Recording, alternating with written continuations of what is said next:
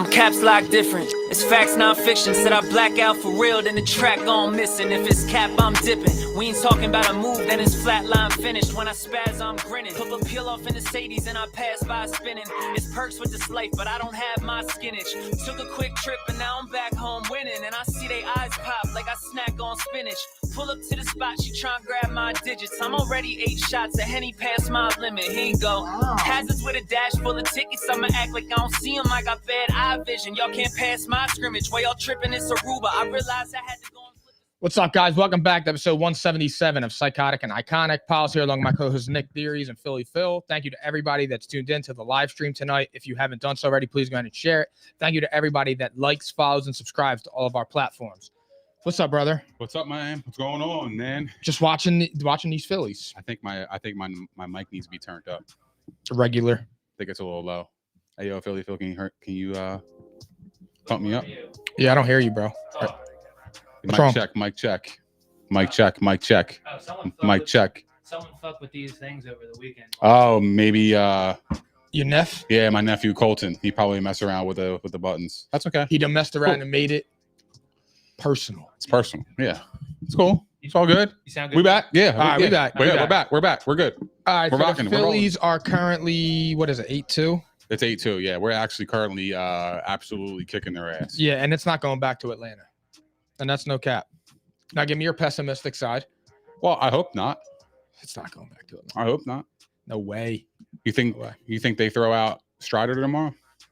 If they know what's good for him. Even though, but we'll rock his ass too. It don't Yeah, matter. that's a fact. It don't matter. Or do you think the Braves roll the dice and say, hey, I think we can get one in Philadelphia and then we could take it back home with Strider on the mound? I don't. I really don't. And Dude. it's interesting. It's an interesting play. You could do that. I feel like you have to try and get the win. You have to, because the goal is to survive. Yeah. The goal now is If to they survive. win tonight. Right. If they win It's tonight. one game at a time at this point Yeah. for them. If the Phillies do complete this game, I mean, we are anticipating them to close this out, but there is no guarantees in sports. It is awesome though, because I can't stand the Braves, and just to watch this happen and Bryce Harper hitting 2 homers, staring Arcia down, it's amazing. You know, they were the overwhelming favorites to win the World Series. Well, that's because I think they were like plus 150, like with the last, I don't know, on this round. I mean, you can measure analytics and all that, Before but you can't measure heart.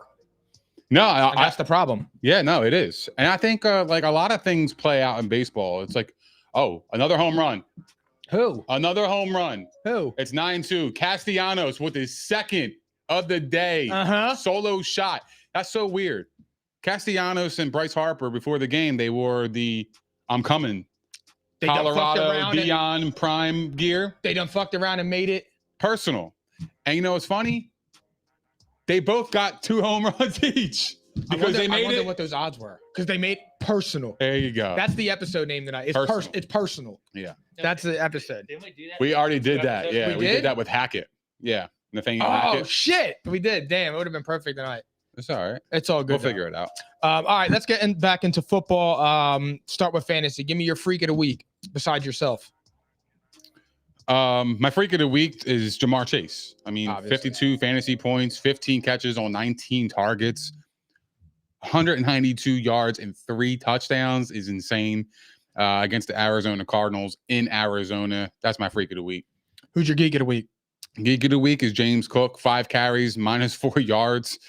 He had 3 catches for 25 yards, which kind of salvaged his day to a degree, but it's still poor performance with 5.1 fantasy points. It's not going to cut it. He's in the green. And he's been excellent this year too. I think it's just one of those weeks that just they couldn't get the run game going in London. So that's my geek of the week. Mine's Ramondre Stevenson. 8 carries, 24 yards. Oh wait, I'm so sorry. Another home run. The Phillies just hit another home run. And this time it's Brandon Marsh. Man, I love this guy. Me too. He's a straight baller. I really love this guy, man. Like there's something like he just fits this team because like I feel like he just has that energy. He's a gamer, dude. He's gamer. South Philly. Yeah, like he's a teammate. He's a definition of a teammate. You want to play with him? Yeah, like Pause. He doesn't care about the accolades, doesn't care about the stats. He just wants to win, and he loves his guys. Like it's crazy, man. He really does. That's cool, bro. 10-2 Phillies update. That's wild. Love that. So it was Ramondre Stevenson, 8 carries, 24 yards, 2 receptions, with 2.4 points. I hope it's just the defenses that they've been playing the last 3 weeks, because the first 2 weeks he was good. But if you're a Ramondre Stevenson owner, you're concerned. Are you concerned? Because you are one. Yeah, I am concerned. Like I said, the only thing that has me like, all right, it's about to turn around, was his first 2 weeks were okay. What do you do with him? Is he a player where somebody could potentially buy low because of his potential? Yes, I think he's a buy low. I do. I think he's a buy low because I think that he has the skill set to thrive for fantasy, dude. He gets a lot of targets. They don't really have pass catchers. He can thrive in that mode, but the problem is their offense has been abysmal. Yeah, like legitimately non-existent. So I don't know if they go to Zap, would that change? I really have no idea. Because I've never seen a Patriots offense look that inept. And that's where I'm kind of getting to, is like, is Ramondre Stevenson, is he worth it at this point? I don't know. Like, but because of the offense that he's in, what are, like, if you were looking to trade for him, what would you get back as an owner? Like, what would you be willing to get? Caesar? Yeah. We got to clip that. We're clipping that. Caesar? I don't really know, because here's the thing. Like, that's crazy, fam. That is fucking crazy. I feel like for me, if I was to trade him, I'm not trading him for nonsense. Like, I'm still trading him as if he's a viable fantasy option all day long. I agree. I think he's still good. I think he is good. And like I said, the situation's tricky though, because Zeke is getting a lot of work too, and the Patriots don't move the football. They have it's weird. Outside of last week, he was still dominating touches, and the difference with Ramondre this year is he's dominating goal line touches. They're just not getting to the first 2 weeks, the first 3 weeks. The last 2 weeks they haven't gotten to the goal line, but he was getting the goal line work too. So there is like an outlook of optimism with him. It's just like, you're gonna either way, it's a gamble. If you sell him, you're risking potentially losing an RB1 for cheap. But if you hold him and he doesn't pan out, it's dead weight. So it's to me, it's worth it. I mean, look, to me, it's worth the hold. Anytime you can have a potential RB1 on your hands, with the pool being so thin, it's worth the wait. It's worth to hold the player at that point. Yeah.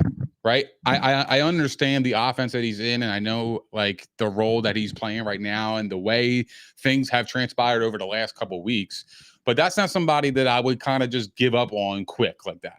I'm not. You have to look at the situation. Broad was trying to do that. You got to, look, to know what's going to happen, you got to know what has already occurred, right? Oh, I'm spitting. Yeah, go ahead. I'm fucking spitting. Go ahead. And look at Ramondre Stevenson's numbers last year. Correct. The receiving yards are going to uptick. There's going to be that production there. So anytime you can have somebody that can catch passes like he did last season, which I think they have to implement more on this offense, I think his value is going to increase as the season progresses. That would take the fucking pressure off of Mac and the offensive line. The dump offs. They're not there. They will be though. That's what, no. I'm saying they have to open it up. They got to figure out a way to make that effective. Yeah, you know what I mean. Yeah, no, I trust me. I think it's still there. I think they're going to be smart enough to make adjustments. So I mean, look, I would be a guy to buy low on them. Sure, I wouldn't get equal value. Well, look, I mean, how much the percentages of the snaps? Stevenson's what, 56% to Zeke's 44 or something like that. Is it a 60-40 split? It's over 60-40. I mean, he against the who they play before the Saints, the Jets. Mm-hmm. He had 19 carries. Zeke, I think, had 6. Oh, they played the Cowboys. The Cowboys. It was 19-6. Well, that was a Zeke game, in fairness. But no, I'm saying Zeke only had 6 carries. Oh. To Ramondre's 19. Ramondre just versus Dallas? Yes. Or maybe it was the game before that against the Jets. Whatever it was, I forget who it was, but it was like 19-6. Oh, Dallas. Yeah. Oh, it was against the Jets. And then Dallas, he had 14 carries. This week, he had 8. So it's like, it's weird. Ramondre's dominating the work. It's just he hasn't been doing shit with it. But hopefully this week, turn around. They're playing the Raiders. The Raiders aren't that good on defense, and we'll go from there. It's just inefficiency is what I see. It's 19 carries for 38 yards. It's right. It's 3 yards a carry 2.1, 3.3, 3.1, 2.1, 3.0. That was from week 1 to week 5. Yeah, I know. You don't have to repeat it to me. I know how bad it is. I'm potting. I know it hurts. I'm not picking on you. No, I know. This is not. I'm not picking on you, bro. You should. Why? Because I'm embarrassing the fantasy football. It's not true though, because if you look at the stats, you actually score up there with the best of them. You got to find a positive and negative, bro. I'd rather score with the worst of them and be and have a few wins. Yeah, but mathematically, it's always going to be on your side. Eventually, it's going to flip. The tables will turn. You just don't know when. It's been 3 years. I get it. I get it. I get it. I get it. It's all good. I tried robbing Seamus this morning. He wasn't having it though. I get it. I mean, your ship is kind of sailing to the wrong end of the spectrum. Yeah, I got an iceberg about 10 feet in front of me. But don't give up. So we'll see. I'm not. All right, scoop or poop. Amari DiMercato. Poop. You got to scoop the Keontae Ingram. That guy is listed number 1 on the depth chart. There is a lot of people that spent their free agent budget on Amari DiMercato, and they woke up this morning happy until lunchtime. They were fed up with it. That sucks. So funny that report came out because like everything you were reading, he was the one, and then Keontae Ingram. Bro, he had 77% in the snaps. Yeah. I don't understand. He scored 12 point something fantasy points. You're thinking this is the guy that's going to take the work, when Connor's out. This is the guy. No, it's Keontae Ingram. I know. Crazy. That really does suck. Crazy. Although, doesn't really mean much though with the whole depth chart, because Bijan Robinson was number 3 on the Falcons depth chart, and we all knew that he was a number 1 regardless. Yeah, but I think that's a little bit different, dude. Why?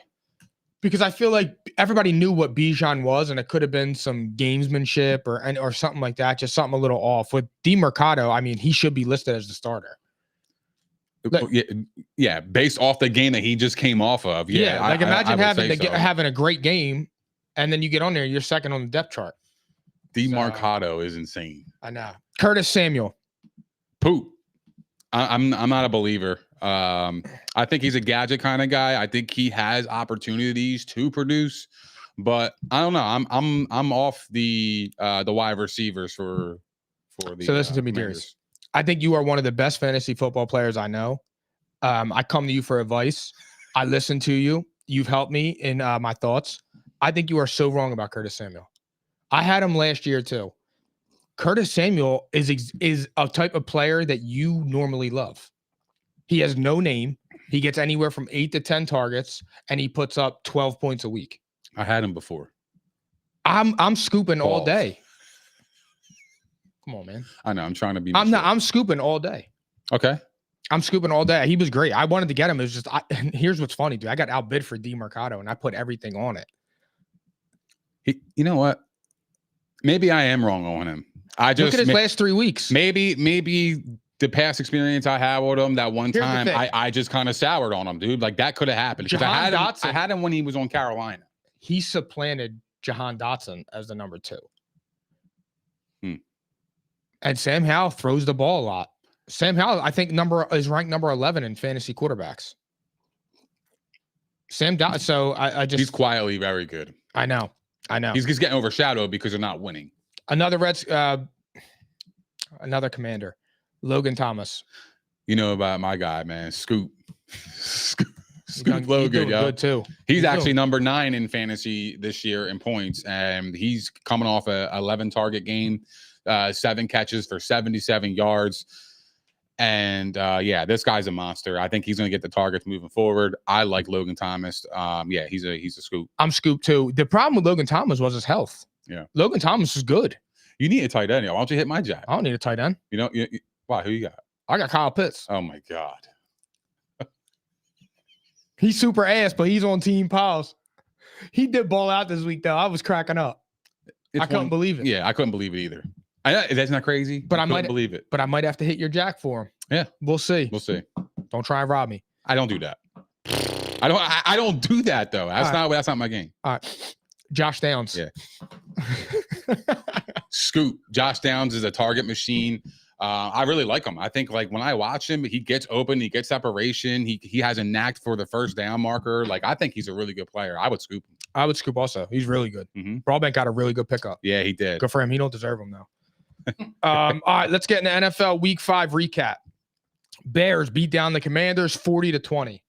Justin Fields has himself a day again for the second week in a row. Do you think this Justin Fields is here to stay? I mean, look, over his past 2 games, he's got like 600 yards, 8 touchdowns, 1 interception, and 127 rating. But the 3 games before that, he's had like a 65% rating with 3 touchdowns and 4 interceptions. Mm-hmm. So I don't know what to make of him. I really don't. I'll be honest with you, man. Like, that's cool and all, but like, I'm still not impressed. Like, I understand he's playing a lot better. Like, Justin Fields is playing a lot better the last 2 weeks. Don't get me wrong. I mean, look at the stats. But how efficient was he this week? 51.7% completion percentage. I was just looking at that, dude. I mean, like, when I look at it, it's cute with the 4 touchdowns. I get it. Like, it looks good. 4 touchdowns, 0 picks, 282 yards. Yeah, that's a good game. I think that's a pretty good game for him. For him, I would say it's a good game. But when I look at the efficiency, it wasn't there. I know they won by 20, but 51.7% completions. I mean, I don't know. I think that could be trouble with other teams. When you're playing against the Commanders, which I do think they are a pretty good team, and I'm surprised they actually beat them. So Me too, I'm to be surprised. honest. I'm surprised they put up 40 in Washington, too. Because I think the Commanders are a pretty solid team. So, like, I was surprised by that, the result. But, I'm not impressed, though, overall. I think he still has a lot more growing to do. And, yeah, I mean, I think he's seen the field a lot better, to be honest with you, Mike.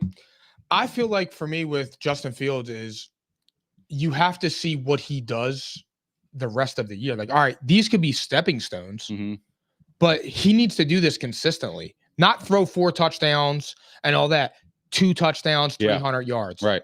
3 touchdowns, 250 yards. Is he using his legs? Again, it all comes back to the same thing. Look at the air yards. Look at the throws. I don't care if DJ Moore is running wide open 40 yards down the field and he hits him in the chest. He should do that. I'm talking about when he runs a 10-yard in or he runs a quick slant. Is he putting the ball in the necessary spot to lead the receiver to go forward? Is he throwing him open? Is he throwing it in the tight windows in coverage? Is he reading the defense? Is he going through his progressions in that? That's what I need to see from Justin Fields. That's what you need to see. Totally agree. And that's the evaluation that it should be for the rest of the year. Because if your team is ass, you got to move on. Right. Because it's a draft full of quarterbacks. The only thing that this performance does is kind of buy him a little bit more time. I think it bought him 2-3 weeks. I think if he comes out and shits the bed over the next few weeks. Yeah, I think it bought him a little bit. I think it bought him more time because all the hype coming into the season, now you're kind of starting to see him actually kind of turn the corner the last 2 weeks. And, look, I'm not going to take away from him. I think he's been playing really well. I'm not a big believer moving forward. I know they have the Vikings, the Raiders in the next 2 weeks. So I think that those are 2 possible wins. So who knows? Maybe he could change the whole narrative in the whole season and everybody's going to be like, oh, here come the Bears. Who knows? I mean, look, the next 2 weeks are possible to win. The Vikings don't have Jefferson and they play in the Raiders in Chicago. So, like, to me, they have two home games in a row against 2 measly opponents right now. So to me, like, these are 2 winnable games. Yeah. You should smoke.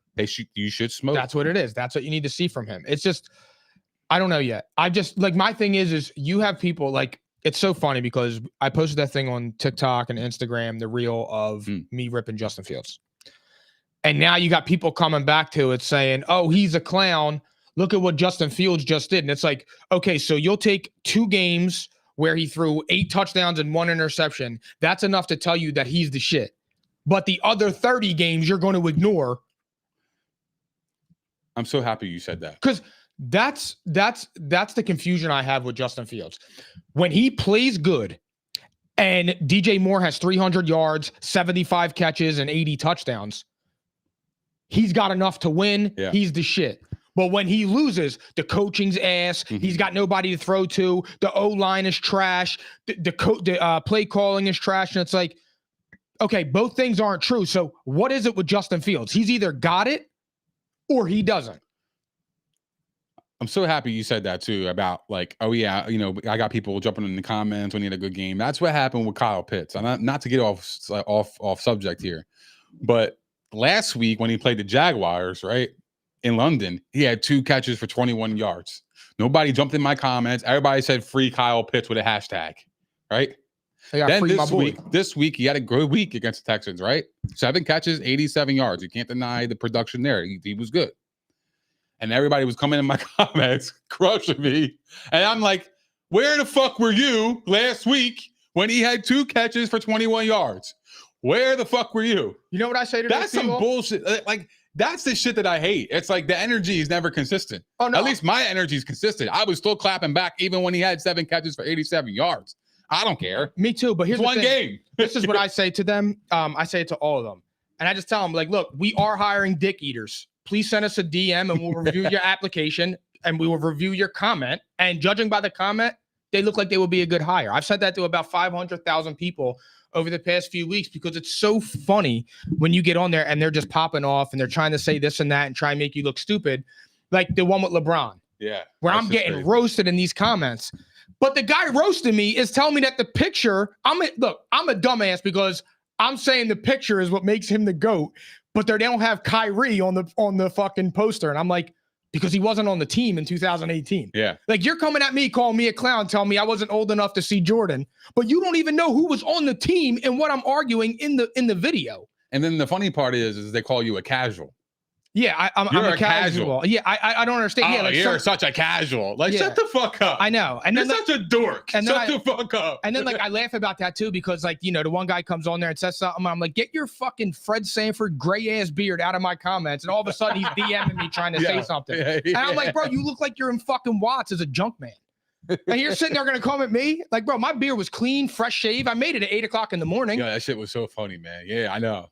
I woke up. The comments are crazy. I woke up. I saw that photo, and I'm like, "Damn, I gotta let the world know about this." And then next thing I know, about 4 or 5 hours later, dude, I'm questioning, like, should I walk down the street and like casually jump off the bridge?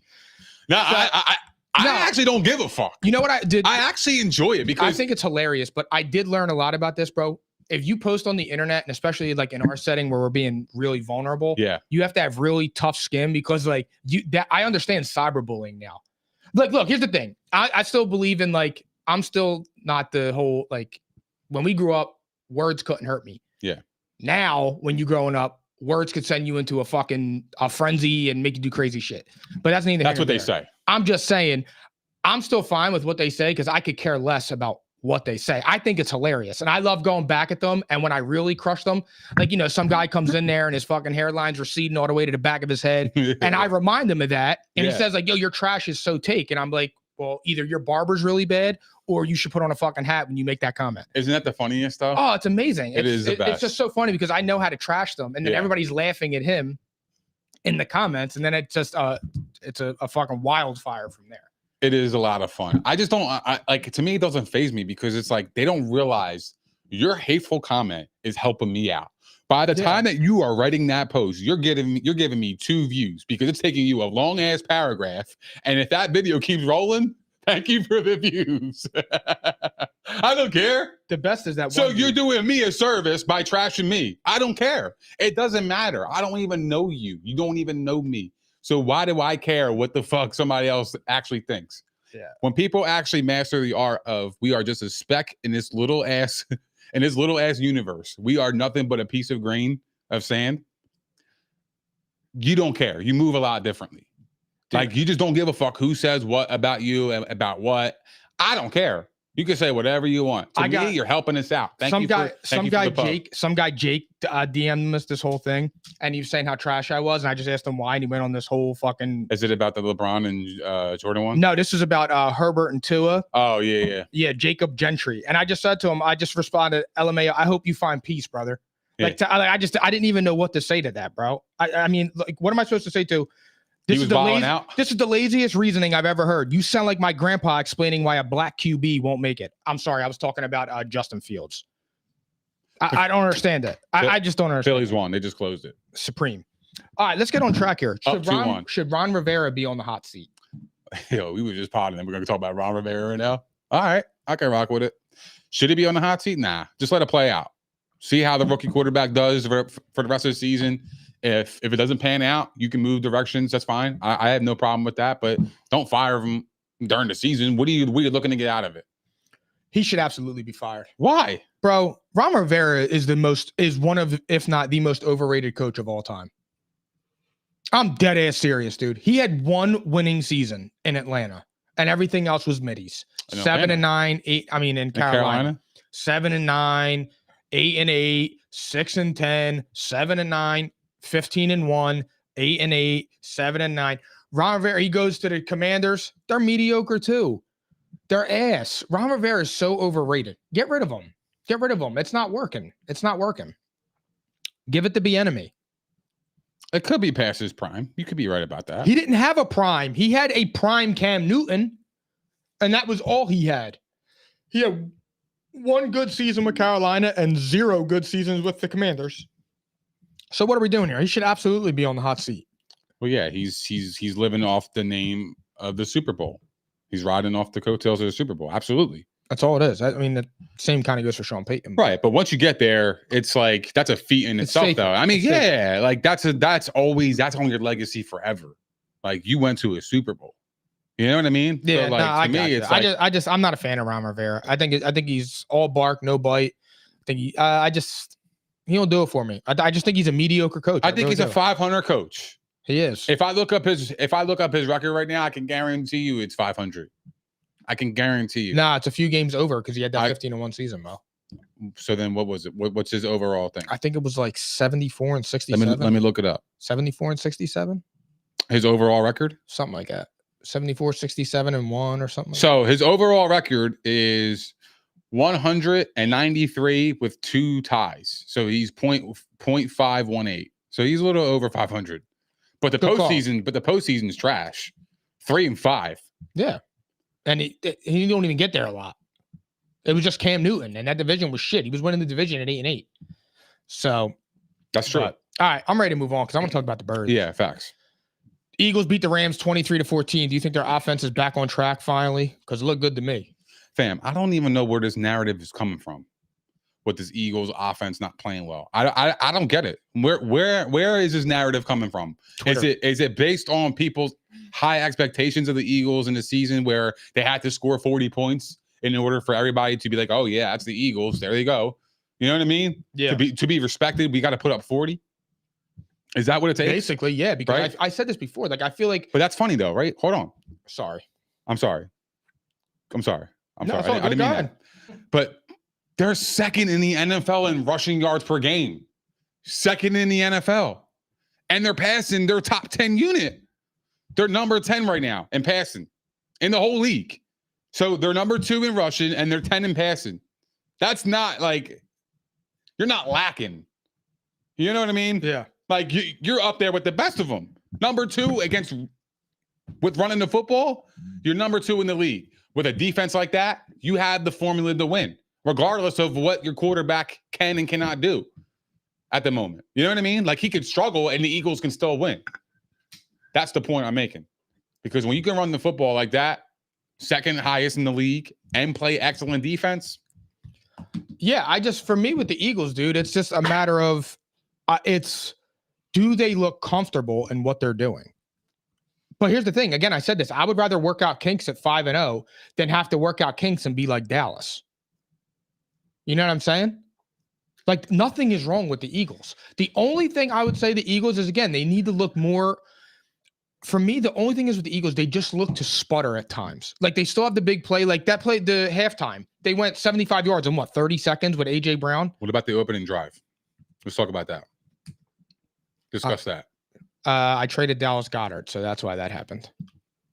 He was no longer succumbed to having. But that was the Eagles' offense that we were looking for. Correct. When we talked about it in the offseason with Dallas Goedert, right? Yes. That was the expectations that we expected to see from Dallas Goedert. Those kind of plays. Yes. Big plays down the field. You know what I mean? Like just making it happen, getting open in the red zone, using his big body on. You know what I mean? Like just to get open. And he did that. That was the thing that I was saying that was scaring me with Goddard, because it's like, do they just have too much to make him like a focal point in the offense, like a key hog? Yeah. And he can be because you can still utilize the shit out of him. Absolutely. Like Dallas Goedert's really good. It's just a matter of you need to scheme it. But I think the offensive coordinator is also getting better as well. I just feel like, they have to learn things. They have to get comfortable in the offense. They're just so good that they can overcome those mistakes. Absolutely. And their quarterback is elite enough to overcome those mistakes. So that's where I am with that. I don't think the Eagles offense is playing that bad. I don't know. It just doesn't look as pretty. I just think people are being spoiled. Just shut up. Correct. Just shut up. They won by 9 in LA. Would you rather be one of the 3 other NFC East teams? Look, if you think your quarterback is struggling or the offense is struggling, that's fine. But when you can run the ball, the second highest in the league, I don't care what you do, passing the ball, you're going to have some success. You just are, because you play good defense. You're chewing up the clock. If you move the chains on those runs, which you will if you're running at the second highest in the league and yards per game, you're going to be a lot more successful. 9 times out of 10, you're going to win the football game. That's how I see it. That's maximizing your chances to win. And when Hurts and A.J. Brown get it together, they're unstoppable. I know. It's 2 wide receiver ones. It's too hard and then they had that excellent defense to pair with that. That's hard to beat. You're a complete team. The thing is, too, is like with the running game, like that's not going anywhere. You have the best offensive line in football. And we could say, you know what? Our special team's damn near good, too. Fucking excellent. Jake Elliott, he's awesome. He's awesome. Yeah. So the Eagles, they don't have many weaknesses. So whatever we're talking about them struggling, I'm not there yet. I'm just not. You're second because they run for 160 fucking yards a game. What more do you want? 164 yards a game. And Jalen Hurts is throwing for 300. Number 1 is Miami. They had a fucking 70-point game. Yeah. Their running back had 200 and something rushing yards. So, yeah, their number's a little inflated. But guess what? We're ahead of San Francisco. Everybody thinks that they're the juggernaut. The Eagles, they run it just as well as San Francisco. We're better than San Francisco. I know a few weeks ago I said that San Francisco is the best. We're better than San Francisco. Statistically, right now, for 5 weeks, the Eagles are a better rushing team than San Francisco. It's facts. Yeah, not fiction. It's just the stats tell me 164 versus 156. Long term, do you have the better back? Absolutely. Absolutely. But if our running back committee, along with Jalen Hurts, along with DeAndre Swift, along with Gainwell, if they can give us 164 yards a game consistently, we're golden. You got fresh legs week in and week out because you don't have one person just taking the whole load. You know what I mean? Huh? I know. I get it. Well, I didn't know how else to represent it. What do you want me to say? Whatchamacallit?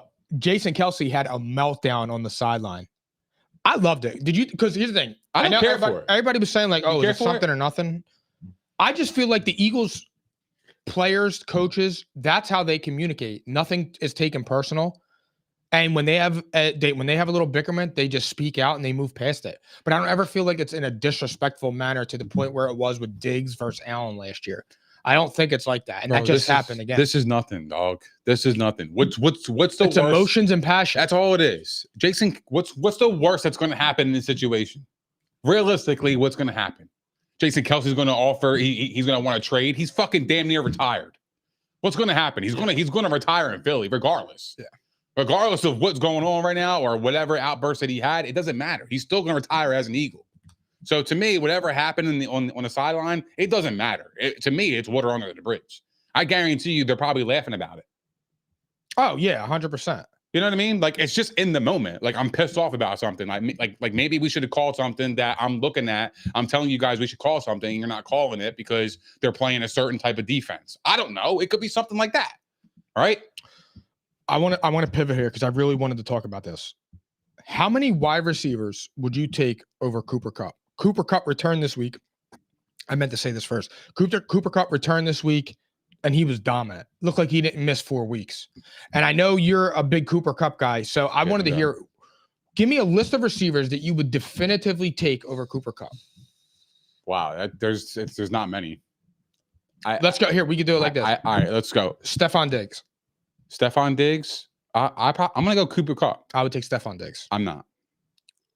Jamar Chase. Kupp. I'm taking Chase. Okay. You're taking Cup over Chase? I have to rethink that one. Maybe. I don't know. Cup is fucking good, man. All right, go get Devontae Adams. I gotta go Adams here. All right. I'm taking Adams. It's close. Fuck out of here, bro. It's Come on close, now. bro. It's close. Justin Jefferson.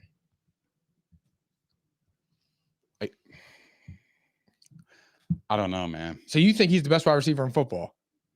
I don't think he's the best wide receiver. I just named fucking 5 of the top ones, and you said I think know. It's hard, bro, because it's hard. How do you actually? Yeah, Phil, that's it. That's the episode name. It's hard. I don't know. I feel like he's just as good as all of them.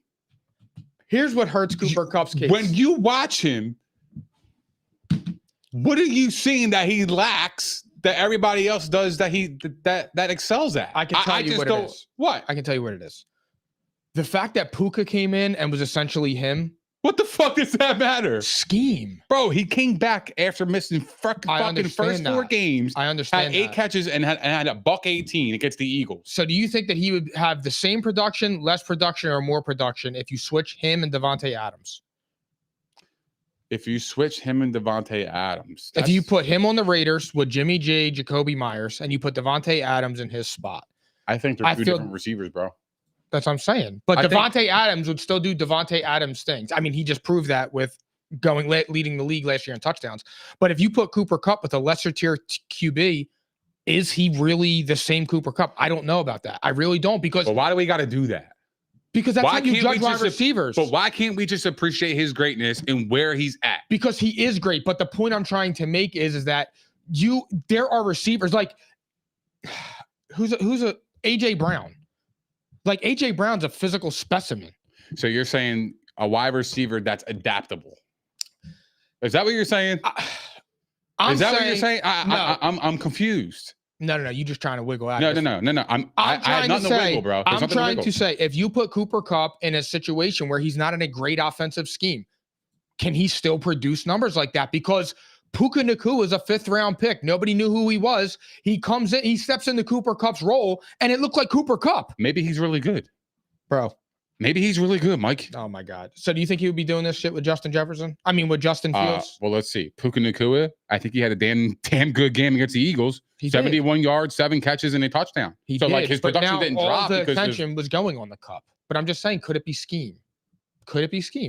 I mean, I think he's fucking good. I don't care, bro. That's not what I asked. All right, put Cooper Kupp in Buffalo. Yeah.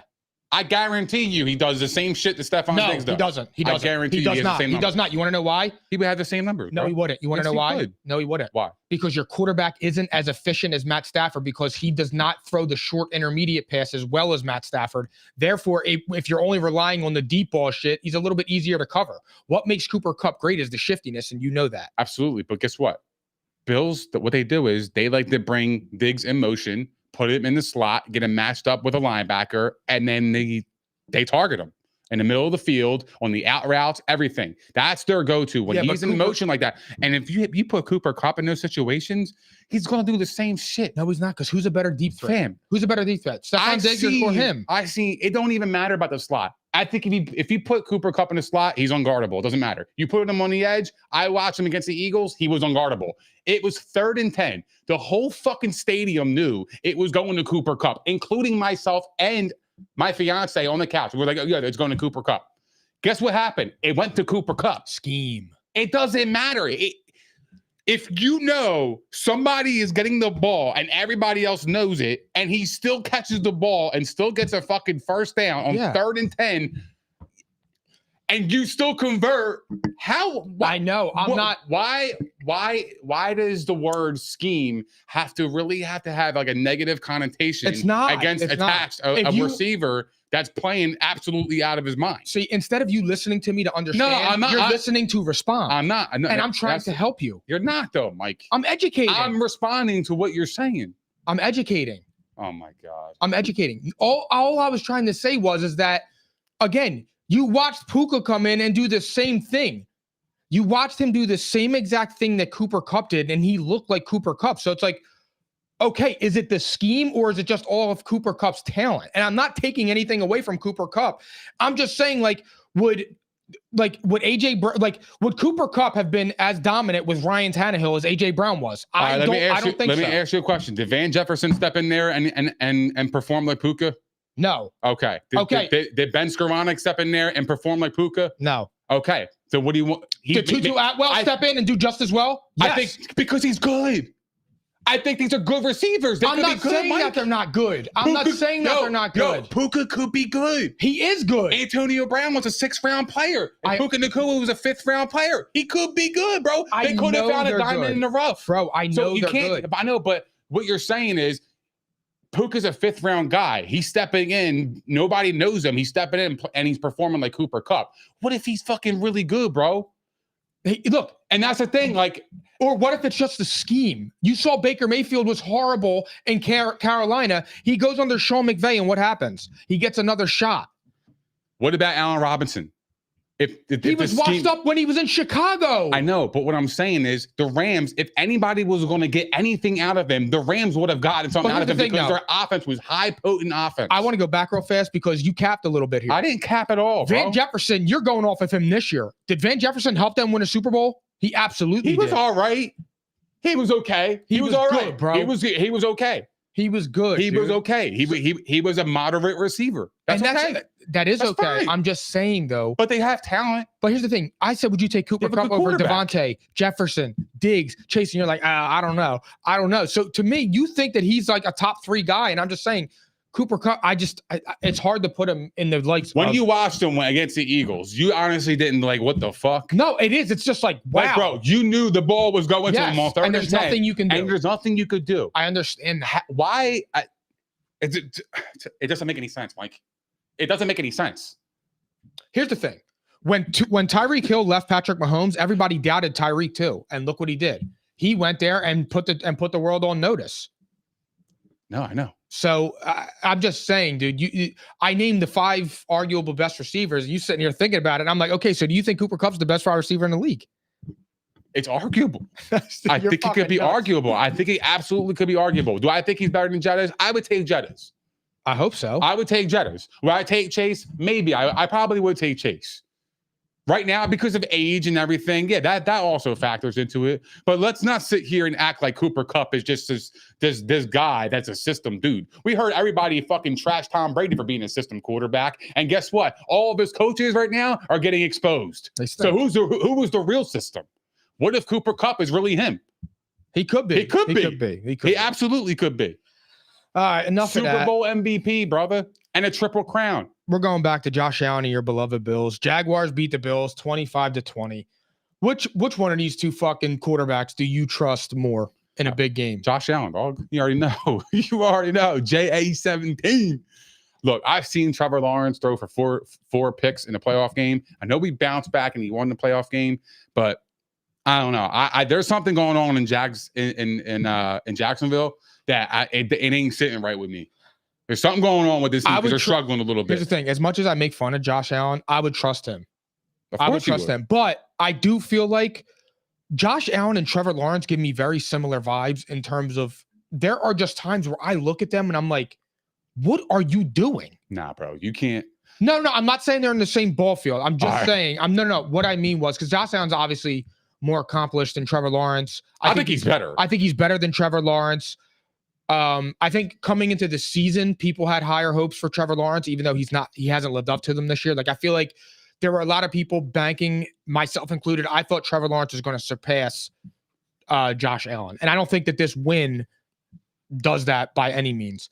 I just feel like there are times where I look at Trevor Lawrence and I'm like, that dude's a really good quarterback. Mm-hmm. And then there's other times where I look at him and I'm like, you're kind of mid. He's got the intangibles. That's what it is. He's and tall, then that's the same thing arm. that happens at times with Josh Allen. Like this game was there for the taking, and Josh Allen he didn't pull through, and that's okay though. He's going to lose games, and he only threw 1 pick, and he played well. So, I mean, he didn't play great, but I'm just saying, like Lawrence and Allen for me are like in the same category of like sometimes I just look at them and I'm like, what the fuck did you see? What are you doing? That's really what it is. What do you think is each team's ceiling? I mean, the ceiling for Buffalo has to be the Super Bowl. That's what they're paying the guys for, bro. You're paying Diggs all this money. You're paying Von Miller fucking 4 years for $120 million. I forgot about that. I didn't forget. It's a huge contract. That's because Josh Allen's your baby. Well, that's a huge contract, man. So like he's got to come back and he's going to have an impact on the team. So yeah, I think for the Bills it has to be the Super Bowl, and I think for Jacksonville, I think the ceiling for them. Look, I don't think anybody would be super surprised if they saw them in the AFC Championship game because I think they can get hot later in the season because like they're still winning and they're struggling. You know what I mean? It's kind of like the Eagles. But I feel like they have taken some losses, which is okay in the beginning. That's fine. Losing is okay. It could be a good thing for the team. So, but for them, they just need to they need to figure out what's going on with Calvin Ridley. Because they got it. I mean, week 1, he came out and he looked like, all right, I'm going to earn my next paycheck. Yeah, he looked. And ever since then, Christian Kirk's been better, more efficient, and he's has totally gone back to what he was last year. I think he's got Trevor Lawrence's trust. I think that's the most important thing. I think he knows where he's going to be. So it's either one of two things. Teams have really zoned in on Calvin Ridley and are taking him out of the game, or being away from the game for a year just slowed him up. Because after week 1, I mean, he looked like Calvin Ridley of old. I mean, so we had our fantasy talk about it during the summer, and you know, we've gone back and forth. We were laughing. You loved Calvin Ridley, and I kept saying he scares the shit out of me. I wouldn't touch him. After week 1, I'm like, yo, I really made a mistake, dude. Like, you nailed that.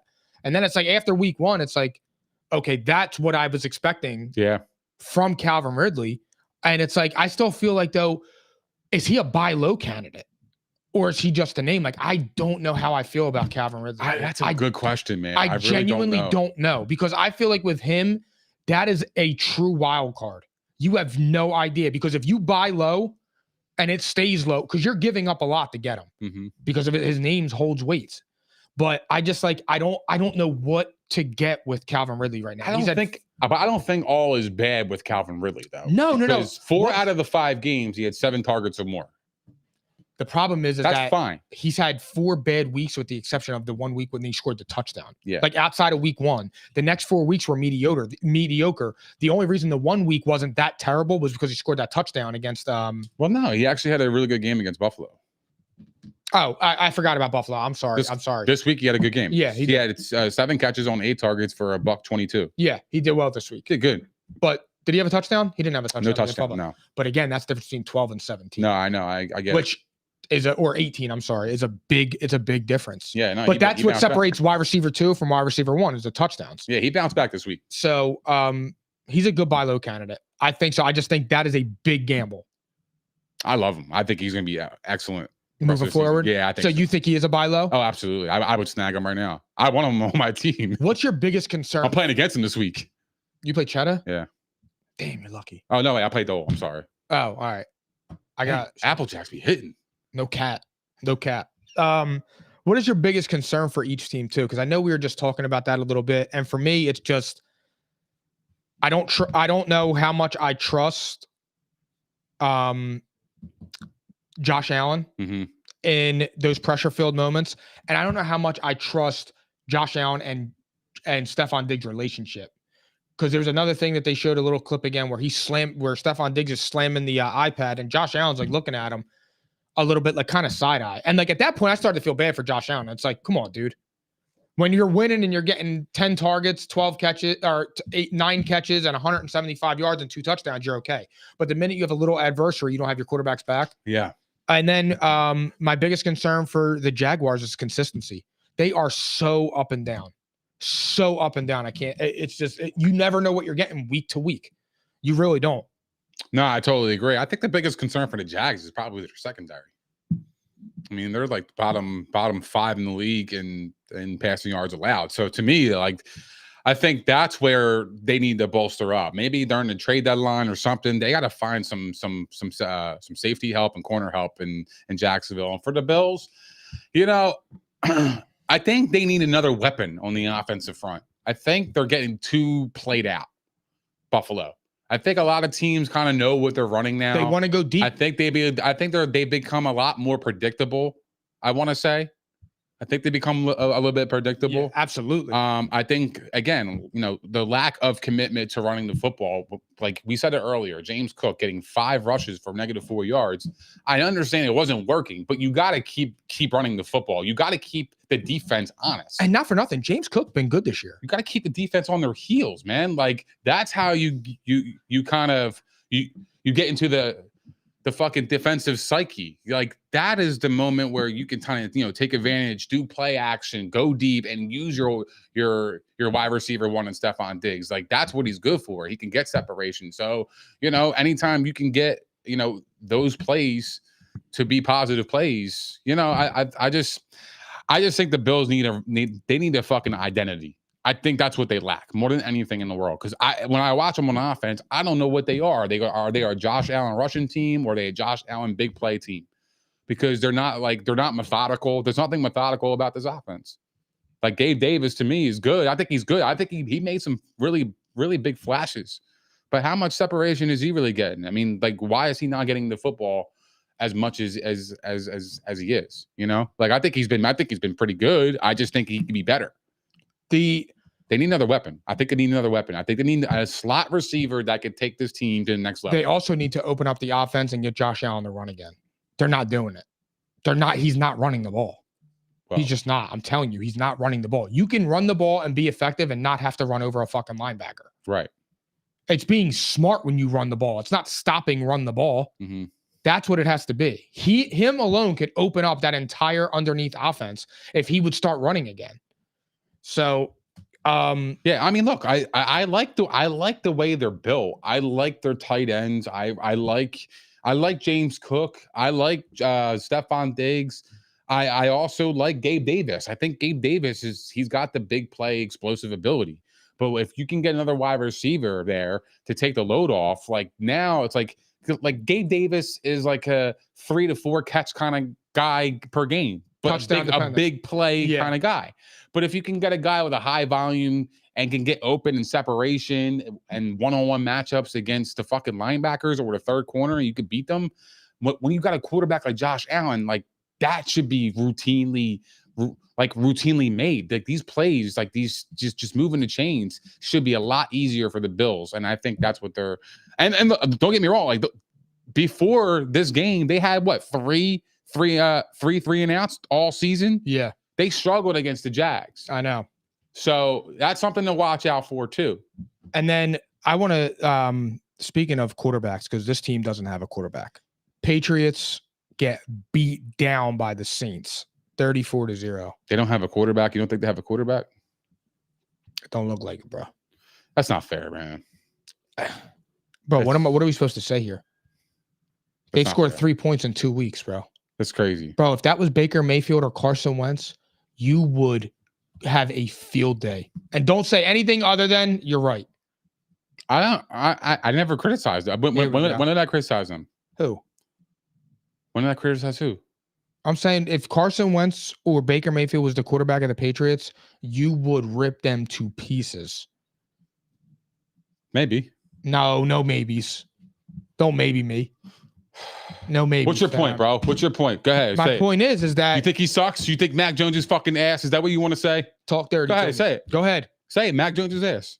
He's been some shit. I don't even know. I don't know if he could psychologically recover from this.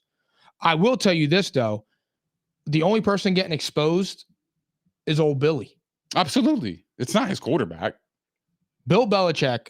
He's actually kind of like the whole Patriots situation. It's actually kind of making, to me, in my view, it actually making Bill look worse than the quarterback. It is. Like, I think people actually believe in Mac Jones' talent. I don't think anybody's been shitting on Mac. I wouldn't go that far. No, I feel like Mac's values low. I think it's split. I think it's 50-50, bro. I actually think there's a lot of people that are like, yo, Mac can play. Like Dan Orlovsky came out and said, if you put Mac Jones on the Niners, he would be just as good as as Purdy. I agree. I mean, bro. And he could be. Who knows? Maybe he's a system dude. I don't know. Over the last 2 weeks, he has a 55% completion percentage, 260 yards, no touchdowns, and 4 interceptions. Fuck we talking about here? Yeah. That is god awful. What are we talking about here? You told me. He has 5 touchdowns and 6 interceptions this year. I mean, I don't even know I honestly don't know what to say. The only happiness I'm getting out of this is Bill Belichick is getting exposed. And all that shit that he does to reporters and the players and this and that. There ain't no Patriot way. There ain't no Bill Belichick way. Asante Samuel said it on that podcast, and everybody should have listened to him. It was Tom Brady. Bill Belichick has a losing record without Tom Brady. Before Tom Brady, he was some shit. After Tom Brady, he's some shit. At what point do you just look at him and say, all right, bro, maybe you're really not all that? With Brady, was he some shit though? He was absolutely incredible because Tom Brady. Shannon Sharp said this on First Take. I saw the clip. Tom Brady is the biggest eraser in sports history. When Bill Belichick made a mistake, Tom Brady was able to cover it up. Bill Belichick sucks at drafting. He sucks at drafting. He really does. He sucks at it. But Tom Brady was the one winning with Chris Hogan's and Danny Amendola and Julian Edelman and all that. That's not Bill Belichick. That's Tom Brady. Okay. Let's break it down here. I can't wait to hear this shit. If you think Mac Jones is trash, just say it. Just say it. I don't think he's actually trash. I'm just saying right now, there's no defending him. Okay. Well, what I'm about to say is this is, you're right about Belichick. I don't know what's up with him. Like, the player evaluation is very questionable. Look at the offseason. Look at their wide receivers, bro. No, I agree. Juju Smith-Schuster. Guess what his contract was, Mike? 3 years, $33 million. Jacoby Myers, remember him, New England? What's his contract with the Raiders? 3 years, $33 million, right? Let's look at the stats. Jacoby Myers, 25 catches, 274 yards, and 3 touchdowns. And he was concussed and lost a game. Yeah, right? Lost the game, yep. So he did that in 4 games. Juju Smith-Schuster, 14 catches, 86 yards, and 0 touchdowns. He stinks. 0 touchdowns. And he played every single game. They had the same contract, and the production is completely lopsided. One guy has played less games and has almost completely 3 times his stats in yards, almost doubled his catches, has 3 times more touchdowns, and they had the same contract. You want to talk about a bargain? I think the Patriots had a fucking bargain with Jacoby Myers. Nick, this actually goes into what I was just saying, bro, because, I mean, what I was about to ask you, because I was going to ask you if it's more about the Saints' dominance or was it more about the Patriots' woes? And that contract situation tells me that it's about the Patriots' woes. What are you doing getting your quarterback, Kendrick Bourne, Juju Smith-Schuster, and Devontae Parker? Like, bro, can we stop with Devontae Parker? Yeah, we need to stop. Like, it's like the Chase Claypool. He's like Chase Claypool Sr. Like, enough's enough with Devontae Parker. I don't. Why is he so valued? Yeah, I don't get it. Like, he hasn't done shit, and he's been injured for most of his career. Enough's enough with Devontae Parker. I'm done with it. I'm over it, man. I think I'm not going to shit on Mac. I actually think Mac can play. I've seen he can, bro. It's just a bad situation. I know he could deliver the football in the pocket. Does he lack some things? Yes, absolutely. Does he have a lot of flaws in his game? Yes, absolutely. Should he play a lot better? Yes, absolutely. But I'm not going to sit here and completely say he can't play. I've watched Mac Jones play quarterback, and I was impressed in some of the games. I will be honest with you. I was like, yo, that is the guy that they drafted. That's a first-round talent right there. That was what, I'm expecting from Mac Jones. So, yeah, I definitely think he could play, man. I really do. I don't think he's getting a fair shake. No, this is all on Bill Belichick, dude. Absolutely. It's all on Bill Belichick. Well, this is embarrassing. He's the GM. This is embarrassing. He has to take ownership of that. It's embarrassing, the beatdown that occurred. Now we're going to the get right game. I told you. The get right. Bengals smacked the Cardinals 34-20. Are they back, bro? Because you had a lot to say about Joey. Stop it, bro. They played the fucking Cardinals. You told me the Cardinals, are we underrating them? No, are we? And I asked you a question. That's all. Yeah. I asked you a question. That's all I asked you. Are we underrating the Cardinals? Yeah, but you they asked didn't smoke the Cardinals. But here's the thing. You asked that question. Smoke the Cardinals, you bro. asked that question in a type of tone where it was like, I think we're underrating them, but I want to see what Paul says. What do you mean? You think that we were underrating the Cardinals, but I think we still are. I think to a degree they're actually like a team that's going to give you a fight. Yeah, no cap. You're not lying. No, you're right on that. I think they're going to give you a fight. The Cardinals play really hard. I actually like some of their players too. Weirdly enough, on offense. Are Joey and the Bengals back? Joey and the boys. It's hard to say. I'm not gonna say they're back. I won't. How do you measure the Bengals are back though? You can this week when they play Seattle. If they put foots in Seattle on Sunday, Joey and the boys are back. I won't say it's against the Cardinals, but that's a good get-right game, which is what I expected them to do. But the Cardinals hung in there for the first half. They did. Joe Burrow looked better. He was able to step up in the pocket, able to run for 10 yards, which is what you need out of him, not standing back there like a statue. So maybe his calf is feeling better. But I want to see what they do this week against a team like Seattle before I say that they're back. It's interesting. I don't know. I don't think they're back though. I'm not going to say they're back. I actually think the Bengals regular. They're all right, man. I'm not like it. We're measuring this team against the Cardinals to say that they're back. It's a get right game. Beat a fucking good ass team, and then you got my attention. Oh my god. What? I'm gonna bring this up soon. Beat the Ravens 34-20, then I'd be like, all right, okay. You bet. The Ravens just lost the fucking. You bet. The Steelers. You bet. I told you that's what I said. What did I say? Great pick. Was that your iconic? Was that your psychotic upset? I have been fucking money on these upsets, man. I know you have. I've been smoking these shits. Yo. I know, low key, man. I've been actually. What's crazy is it's like I'm like the Texans, the Steelers. I'm Mike Pasillo because that is not. I'll do me like I'm that. Mike Pasillo of 2022 because I can't pick my nose right now. That's crazy. I'm off all over the place. You think I had a bad year last year? Oh my God, you were atrocious. For real? Bro, you ruined our ratings. What? Yes. Oh, based on what? The picks. Wait, what was my record? Oh my God, at least 30, 40 games of under 500. Get the fuck out of here. Get the fuck out of here. No way. I'm playing. I've been on fire. No, the last few weeks you have. And it's funny because we watched the Texans upset and I'm like, damn. And then last week I was saying to you, I'm like, yo, you're picking the Steelers to lose to the Texans, and you have them upsetting the Ravens. And I'm like, but that was a great call, dude. It really was. The Ravens came off a big win, and the Steelers got blown the fuck out.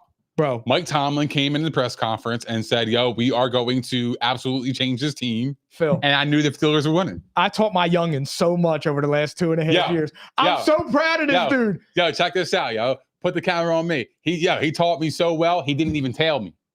He taught me so fucking well. What the fuck are we talking about here? He told me. Get the hell out of here. I didn't. You taught me. That's messed up. How do you teach me and not take the same team? Well, here's the thing. Last week was your last week was your prove it week. Now this week, I'm back-to-back weeks. I know. You got to do it twice in a row for me. Now prove it week is crazy. That was your prove it week. You proved it. That's so now this week I'm going to tell you when we go through our picks. Yeah, you know what's funny? My upsets have been hitting more than my locks. I've just weirdly I've been way off. Yeah. I've been way off, but you've been reading the board really well. Way off P. Before we move on, what do you think the Cardinals should do with Kyler? Because I think Kyler is going to be able to return in a week or two, or a few soon. I don't know if it's a week or two, but soon. But if they keep, are they tanking for a quarterback, or are they going with Kyler? Now you know my bold prediction. So let's see. What are you going to do with this contract? I know. What are you going to do with this contract? He ain't going nowhere. They're going to figure out a way to keep him. I think. Look, I think it's going to be a 1-year experiment. However, if they're in play for Caleb Williams in the offseason, I'm not surprised if they go that route, though. You know what I mean?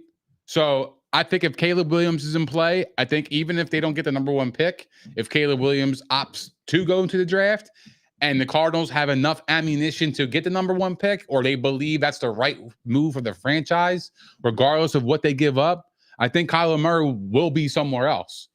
But if they think that the price tag is way too high and it's a big gamble and risk and whatever, then I think they're going to go with their quarterback now. I think because they paid him. They paid him $240 million. There's a cap hit there next year. That's probably an absolutely astronomically high number, right? Probably in the 30s or 40s. So, yeah, I actually think that he's going to stay there in Arizona. For me with him, hold on, my bad. For me with Kyler, dude, if they can get off of that contract, I would do it in a minute because Kyler Murray's ass. And I will not back down off of that. Kyler Murray is ass. And he just tore his ACL. He's not going to come back the same and use his legs. You don't want to get hit. He didn't want to get hit before he blew his knee out. He's going to want to get hit after it. That's true. You don't win in the NFL being 3'7". You don't, bro. You don't win being that small.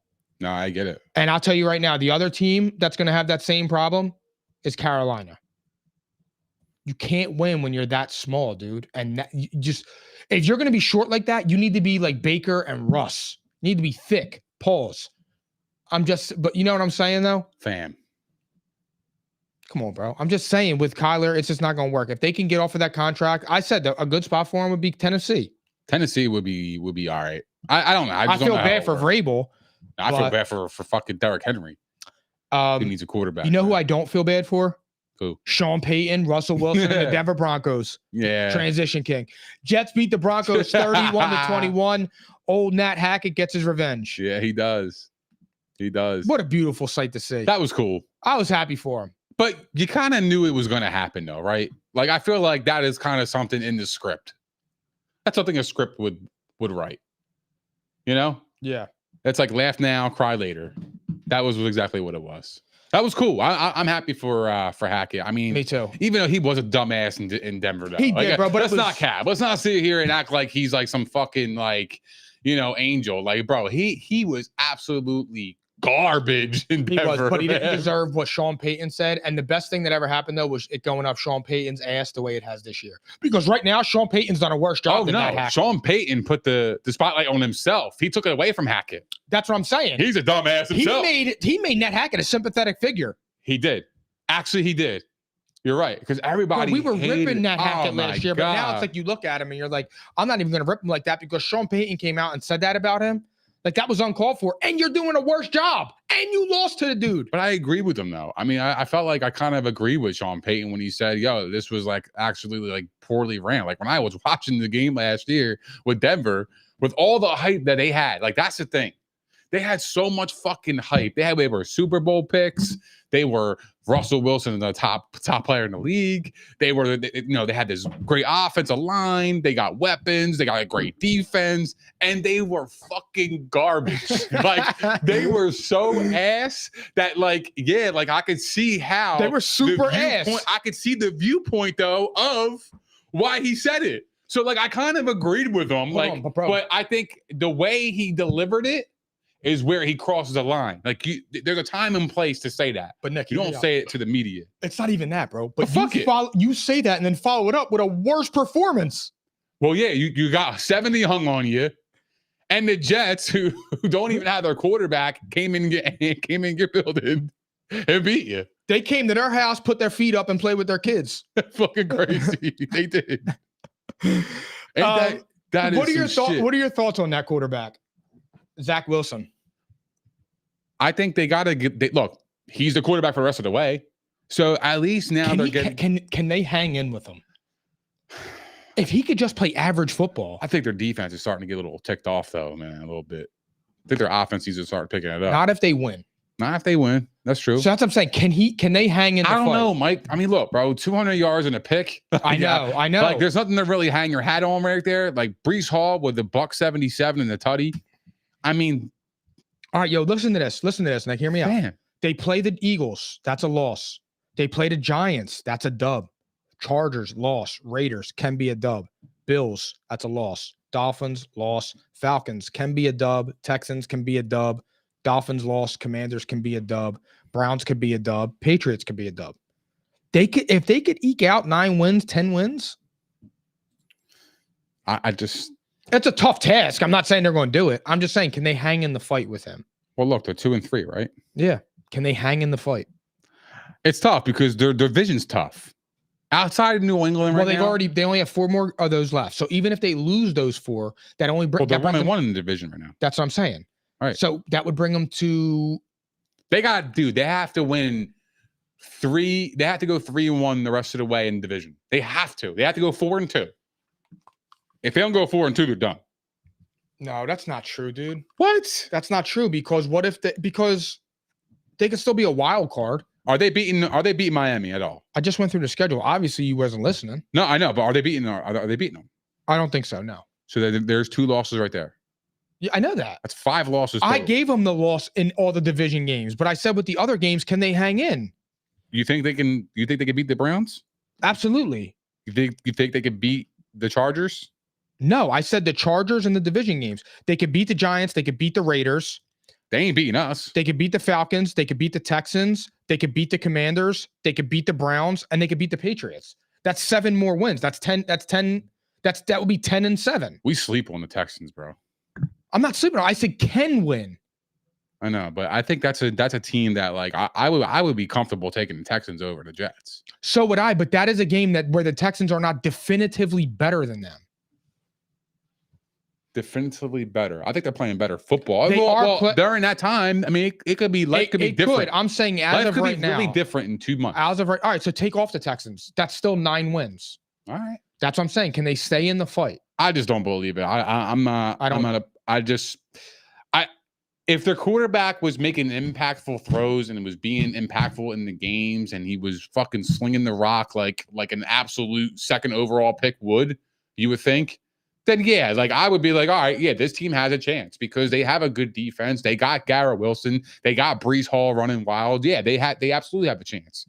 But when your quarterback is okay, he's mediocre, he's bottom 5 in the league right now as a starter, that's tough to overcome. I don't care. No, I think that's tough to overcome. Especially for the remainder of the season. I don't know how to judge Zach yet. I just think right now he's a mediocre quarterback. I'm out on it. Yeah. Real fast on the other Wilson before we get to my favorite topic. How long do you think Russ remains a starter? Because they play the Chiefs 2 of the next 3 weeks. I think they're going to, I mean, when's their bye? That's going to be when he's I think it's right after that Chiefs game. Is it week 9? That's what I think it is. I have Cortland Sutton too on my fantasy team. So I think it's week 9. Week 9, right? Yeah. Yep. I think so. That's what they have. Week 10 is when Russell Wilson's going to be a backup quarterback. So I was going to say the same thing. I think that's my bold prediction. After that Chiefs game will be his last game starting. I think so. Wait. You think it's earlier? No, that's week 9. Oh, that's week 9? It's Chiefs, somebody Chiefs. I forget who sandwiched in between them. I was just looking at it earlier. But it's Chiefs, somebody Chiefs. And then it's the bye week. I don't think Russell Wilson comes out of the bye. Oh, it's Chiefs, Packers, Chiefs. So that's win. That's loss, win, loss. I think they got the Bills, dude, they're done. They're not going to win 4 games.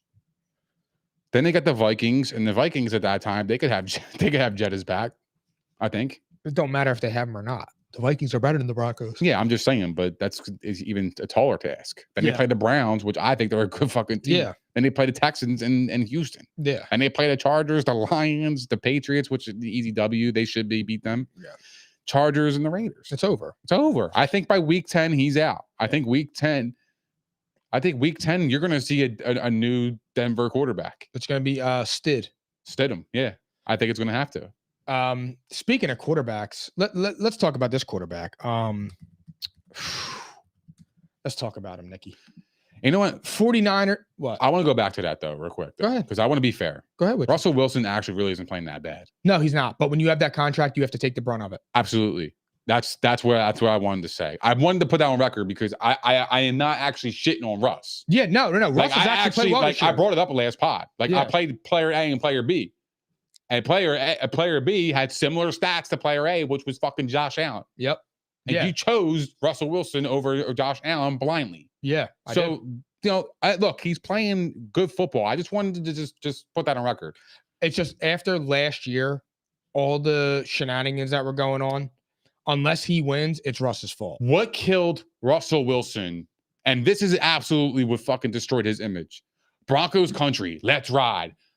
Completely overtook the media when that trade happened, and he became the corniest dude on the planet. But it also, because then a lot of his dirt from Seattle started coming out, and now you're actually really looking at a real cornball. And it was also the contract stuff, the office, the parking space. Yeah. Did you see what Marshawn Lynch said on Shannon Sharp's podcast?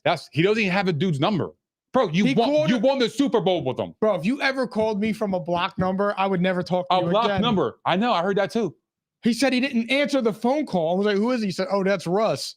He said, what? Weird. Very weird. Very strange. That's weird. Secluding yourself from your teammates, man. How can you be a good leader? I don't understand. How can you qualify yourself as a leader if you don't have good communication or a good relationship with your teammates outside of the locker room? I don't get that. And I just don't get it. The other part is like being a leader, it's all about communication.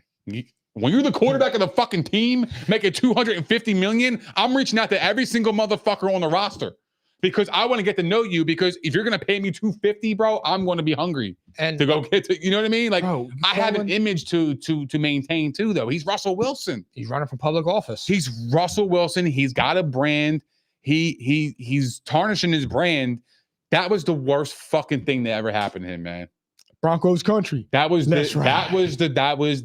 when people started recognizing how corny he was, man. That moment right there. And then he started getting on the Subway commercials. That was fucking awful. And then the shit he was doing at midfield. What was it? Danger Witch or something? I don't even. It was something.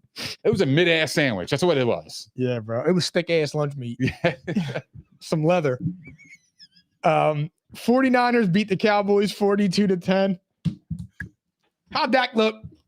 Dak was terrible. 58% completion percentage, 153 yards, 1 touchdown, and 3 interceptions, a 52 rating. I love Dak Prescott. He made me not hate the Cowboys as much.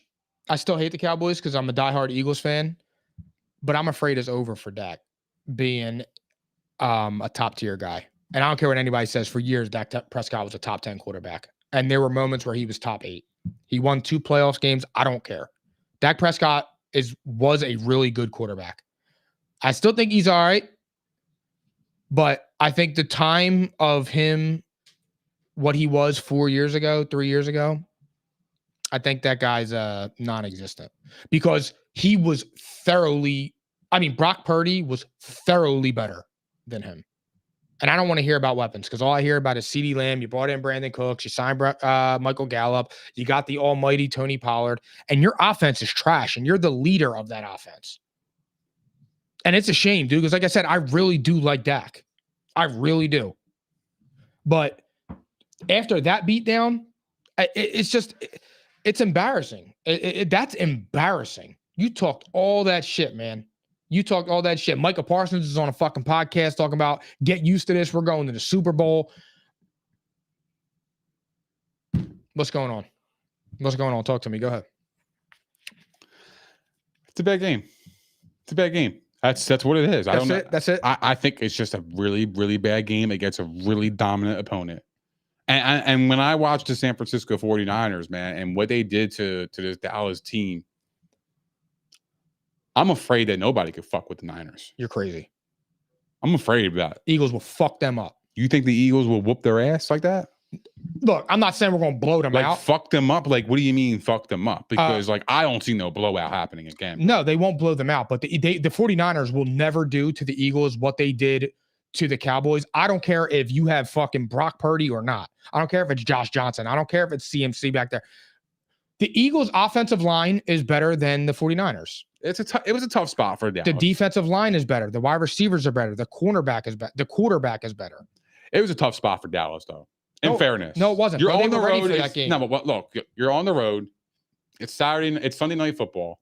The world's watching. Yeah. Right. No, look, I get it. Like in terms of being clutchness, I get it. Like for Dak Prescott's sake, for his sake, Dak Prescott needed to perform at a high level that game, and he failed it because everybody's watching. He has a microscope on him. He's already has a microscope on him because he's America's team's quarterback, regardless. So, but besides the point, he played so poorly. They just couldn't move the chains, and CeeDee Lamb is just looking like they don't even get him involved in the offense, and he looks very frustrated. He's mid. I I don't think he's mid. I mean he's been mid this year. Yeah, he's been mid this year. I don't think he's mid at all. I think he's a really good top tier talent in the league. I don't know where he's at in terms of the Jeffersons of the world, No the way. AJ Browns. Like, No. I don't know if I could put him in that tier. That based on this year, I'm kind of off that wave. I love CeeDee Lamb coming in this year too. I thought he was gonna have an excellent year. I still think he could turn it around, absolutely. But at the same time, it's like Dallas is really struggling. They're in the passing game, and their offensive line. I'll be honest with you, they don't look as good either. He's had 4 catches, 4 receptions, 11 receptions, 4. 77 yards, 143 yards, 53 yards, 36 yards, 49 yards. He has 1 touchdown on the season. He's not better than Devontae Smith. We're going to talk about putting him up there with AJ Brown and Stephon Diggs and the premier wide receivers in the league. No. Well, that's a consensus. No. Consensus my ass, bro. I'm not, like, I don't even want to hear that. Again, just because you don the 88 and play for the Cowboys, you're non-existent, bro. You're the best wide receiver on the team. But is that his fault to a degree? Yeah, because I was told that McCarthy was taking over the play calls and he was going to be just fine. I was told Dak Prescott's a top 10 quarterback. I was told that offense is going to be just fine. You know what they're missing? They're missing Ezekiel Elliott. They're missing Amari Cooper. Bro, Tony Pollard. Here's the problem with Tony Pollard. I don't think they're missing Zeke. They absolutely are. They're missing his pass protection and they're missing his short yardage. Tony Pollard isn't banging between the tackles this year anyway. And this is what I was saying. And I don't know if this is because of his leg or it's because of the workload.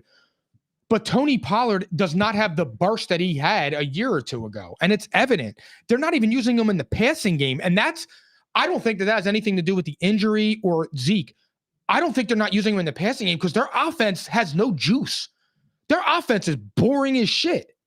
There's not a reverse. There's not a flea flicker. It's nothing. They don't have an identity. They don't know what they are. I don't know what they are. I mean, right. You throw that, but Dak Prescott, I think it was his first pick. He threw that bomb to Brandon Cooks, and it's like it was 5 yards thrown over his head. And it's like you brought in Brandon Cooks to be your deep threat. Gallup was supposed to be back off of his ACL. I actually think Gallup's pretty good. They signed him to a deal, so obviously they did too. Yeah. Where is CD? Or is it they're missing Kellen Moore that much? But you wanted to be ground and pound, but you're not grounding and pounding because you can't score. You can't give tough yardage. What is it? I mean, look at these numbers for CeeDee Lamb, bro. It's 4 yards. It's 4 catches a game for 50 yards. Is this Kyle Pitts? Stop. That's ridiculous. Bro, he's been hard. Dude, he's had 1 good game. That's ridiculous to even put him in the same breath as that. Bro, he's had 1 good game. For real. Like, I'm being dead serious. Look at his numbers, bro. He's had 1 good game. He has 358 receiving yards. What are we talking about? And he's supposed to be a top 5, top 10 wide receiver? He's definitely having a down year. There's no doubt about it. But I would guarantee he scores this week. I think well, they're playing against an ass defense. They're not winning that game, but it doesn't matter. I think he's going to score. I think they're going to get him the foot. They're actually going to feed him this game. I think I expect 10 plus targets for CeeDee Lamb this game. I wouldn't be surprised if he gets 15. I think they're going to feed him like Bengals feed Jamar Chase. I do. You do? When Jamar Chase came out and he was frustrated, what happened? They fed him the ball. 19 fucking targets. Right? Here we go. I'm going to give you this real fast. CeeDee Lamb, 27 receptions, 358 yards, 1 touchdown. Yeah. Player B, 30 receptions, 335 yards, 1 touchdown. Guess who it is? Take a stat. I mean, that's hard. There's a ton of them, but Christian Kirk. Yes, sir. Great guess. Damn, I didn't even know that. That's an amazing guess. That's awesome, dude. But that's what I'm just saying. Who's better, CeeDee Lamb or Christian Kirk? You would argue CeeDee Lamb. But CeeDee Lamb is better than Kirk. I don't know. Well, when the Jags signed Christian Kirk. Look, CeeDee Lamb is better than Christian Kirk. No. I wasn't saying. Absolutely. I'm just saying. I'm taking CeeDee Lamb over Christian Kirk. All day long. But I'll be honest with you. I was so wrong about him because when the Jags signed him to a 4 years, $84 million deal, I was looking at them like, what the fuck were you on? And they was looking at me back like, what the fuck you on, fam? Because this dude's balling out. He's legit. Do you think the Cowboys season is teetering? I don't think it's teetering, man. I think it's just a loss. It happens. Like, was it a bad loss? Absolutely. Because I think it's bad for their psyche. definitely, because now they have to get over the hump of fuck. We got to beat San Francisco. How the fuck we going to beat San Francisco? For us to move on and get to the promised land. Phil, can you get me a tissue? I got a nosebleed. Oh shit. See, that's what happens when you debate me. Yeah. No, it's so fucking hot in here. I'm kidding. But what I was saying is, what were we talking? We were talking about fucking who were we talking about? Oh, Dallas, right? Yeah, Dallas. Oh, yeah, about their season. Yeah, they do have a upcoming stretch. I will say that their next 3 games ain't looking too hot for them. At LA against the Chargers, at home against the Rams, and in Philly on November 5th. Then they play the Giants. Then they play the Carolina Panthers. Then they play the Commanders. Then they play the Seahawks, which I could see them. They can get 4 wins there. Then they play the Eagles at home. Then they play in Buffalo. Then they play at Miami. Then they play Detroit at home. Then they play at Commanders. Oh, I wanted to ask you. They got a fucking schedule. Who's better, Cowboys or Lions? Right now, the Lions are playing better. Absolutely. I would say that. Absolutely, bro. The Lions are playing. Cowboys have a tough schedule because I would say so. Remember when I said Cowboys were the second best team in the NFC? Yeah, that was that's fucking cap. The second best team in the NFC is probably Eagles or Niners. It's the Eagles. I'd say it's the Niners. I would say the Niners are the best team. They have looked the best. Like bullshit aside, fandom aside, yeah, heart aside. I agree with you. Like I'm going based on what I am watching. There ain't nobody fucking with the Niners right now. The Niners are good. The Niners are really good. Damn good football. And you know what team. it is? He needs to get his flowers, man. Brock Purdy is a good quarterback. Good, man. Brock Purdy's a baller. Yeah. Brock Purdy's a good quarterback. He is. He's a good quarterback. I'm tired of hearing about scheme. I don't care if he was picked in the 8th round, the 9th round, the 10th round. He's good. Bottom line, Brock Purdy's good. Do you think he has the chance to be the best quarterback in the league at any point if he puts up numbers like this and he keeps winning and he wins a Super Bowl? No. You don't think so? No, because I think he can be a top. I think he could push. What I'm saying is, do you think he's a young Brady? He's better than Brady. He's better at this point than Brady was when Brady started. When Brady first came in and started for the Patriots, Brock Purdy was better right now. I will say that. In his early years, he's better from a talent standpoint. Because Brady won the Super Bowls, but Brady was mid in those first 2 Super Bowls. But Brady was also, I mean, look, Brock Purdy was the Mr. Irrelevant. Right? I know. And Brady was picked 199. So you would think like it's the same fucking player. It's the same. I know. I'm just saying. I think right now, I think Brady. It's a different league, though. Yeah. Can Brady? Let's be real. Can Brock Purdy be Brady? No, they'll never be that because Brady was the first. But can Brock Purdy be an excellent quarterback? Yeah, I already think he's an excellent quarterback. He's already got that. Oh, I think Brock Purdy's fantastic. I think Brock Purdy can play fucking good football. He does, dude. He knows where to go with the ball. I just think he's really good. He's just good. Yeah. I wanted to say real fast, Cowboys season is teetering. Absolutely. Because they're going to lose to the Chargers on Monday. They're 3-3 through the easiest part of their schedule. They got the Eagles coming up, the Rams. It's going to be great. Do you think they're actually going to collapse like that? You think they're going to lose 4 in a row? Yeah, I think right now the Cowboys are more likely to miss the playoffs than they are make the NFC Championship game. They're what? They are more likely to miss the playoffs than they are to make the NFC Championship game. Because there are 4 teams definitively better than them in the NFC. Who? The Eagles, the 49ers, the Seahawks, and the Lions. Do you think the Seahawks are definitively better? Yeah, Geno Smith is playing better than Dak. Pete Carroll is better than McCarthy. DK Metcalf and Tyler Lockett are better than anyone they have. And Kenneth Walker's outperforming Tony Pollard. I don't know if I'm ready to put Seattle ahead of Dallas. I am. I'm not there yet. But I can get behind them being 4th. Who? Dallas. At best they're 4th, but Seattle's better in every facet. In every facet. Why Why do you say that? I just told you. They have better wide receivers. They have a better run game. They have a better But Seattle has slipped up along the way. They're 4-1. But they lost too, right? Yeah. They lost opening week to the Rams when their fucking 2 offensive linemen went down, and look how they turned it around. That's what a good team does. They got their ass smacked. Okay. But that's what happened. You take that lump, you come back, you beat the Lions, and you get on your roll, and you start going. Are you taking DK Metcalf or CeeDee Lamb? I'm taking DK Metcalf. I think they beat the Lions. That's a good win. That's a credible win. It is. It's a credible win. And the Dallas has no credible win. They play 3 shit teams. They go for a credible win and get smoked. And that's what I was saying, bro. I made the clip about it. That's what I've been saying. And I told you, bro. I said, don't buy into this team. And I know you were just saying that. I know you're not a Dallas fan and we were having fun with it. But I was just saying, do not believe the hype with Dallas. Did Micah Parsons even play on Sunday? The best defensive player you've ever seen? Did he even play? He had a bad game. Because he's not Lawrence Taylor. He's not the best player in the league. Where is the defensive player that everybody's talking about? I watched Hassan Reddick put Matt Stafford on his ass. I watched Hassan Reddick ball the fuck out. Like, again, Michael Parsons is just a name, and then he's doing the podcast. What are we doing?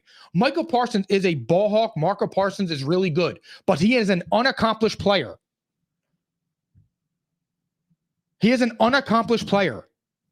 Can we just stop with that? He's not better than TJ Watt. He's not better than Nick Bosa. He's not better than Joey Bosa. Is he better than Hassan Reddick? Again, look at the stats. Oh, I know. Defensive stats are different than offensive stats. I don't know. The guy's got more tackles and more sacks and more QB hits, more forced fumbles, more fumbles returned. I don't know what you're saying there. I don't know what's going on with that.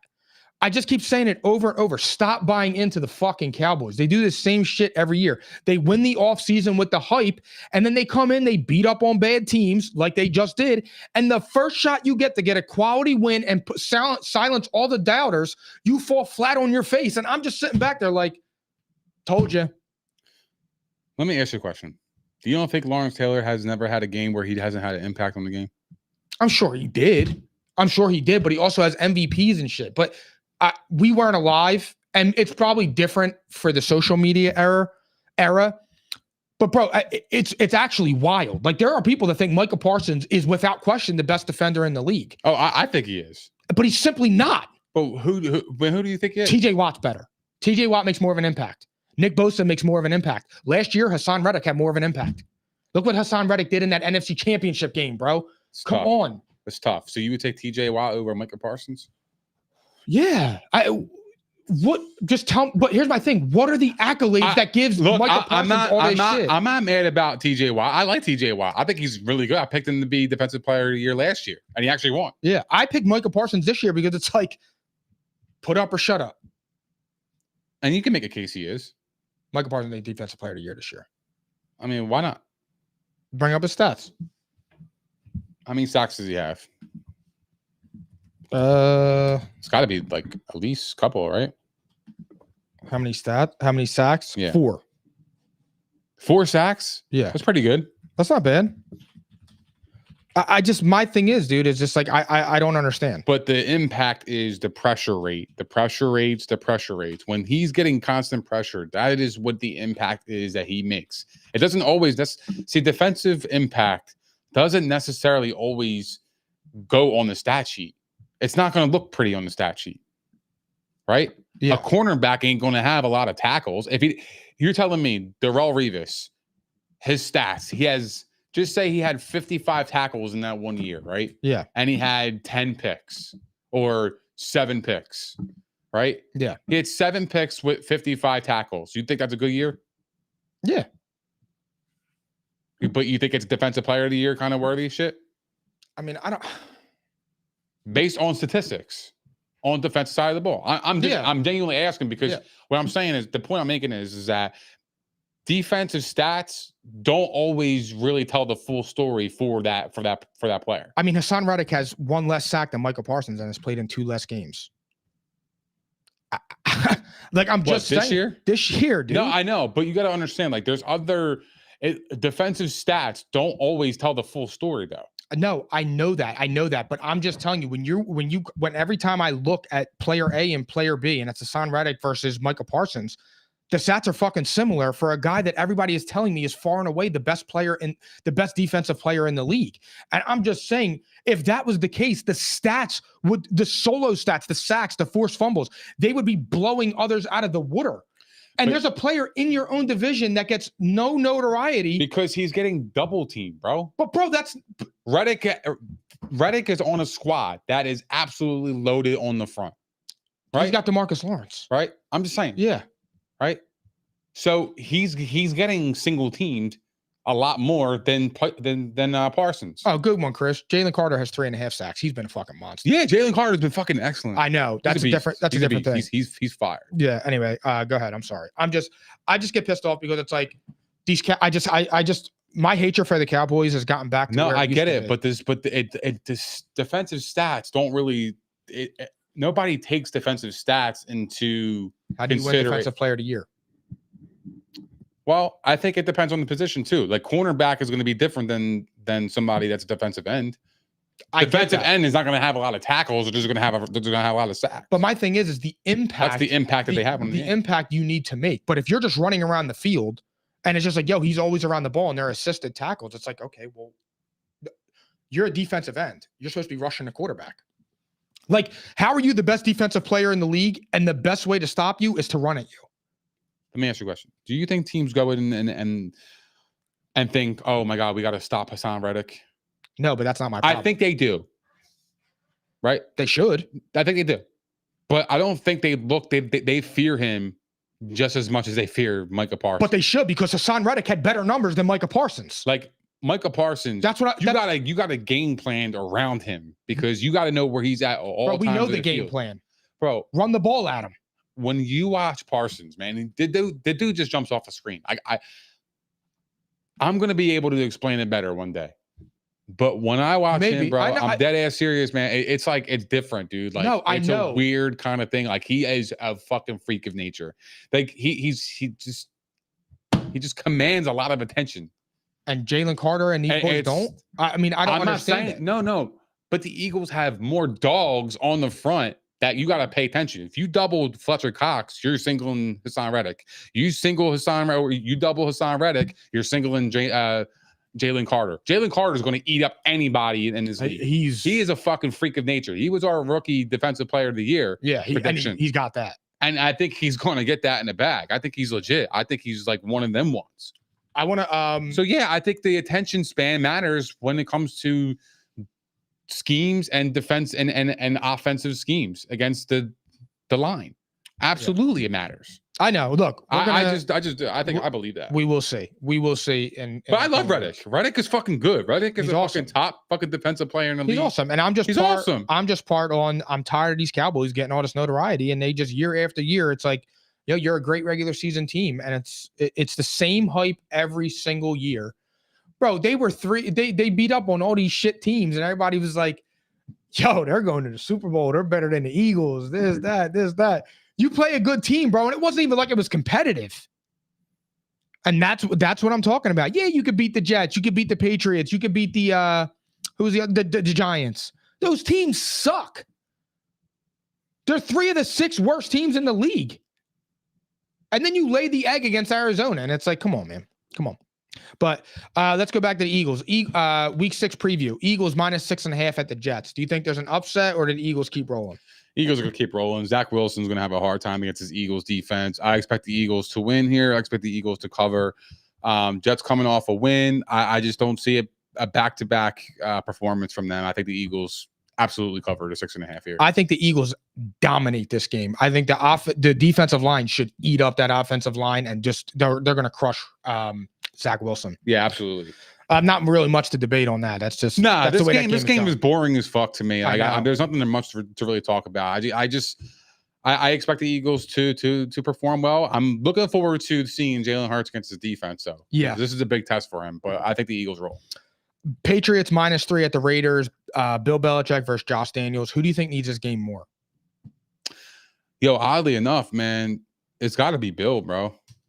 Ain't that crazy? It's got to be Bill. I thought you were going to say Josh, but I'm happy you said that, because it's really the truth. And but it's crazy to say that about a game in October. It has to be Bill, bro. When you get blown out 38-3 and then come back the next week at home and lose 34-0, you got it. Like this is the microscope is on you, Bill. It's put up or shut up this time.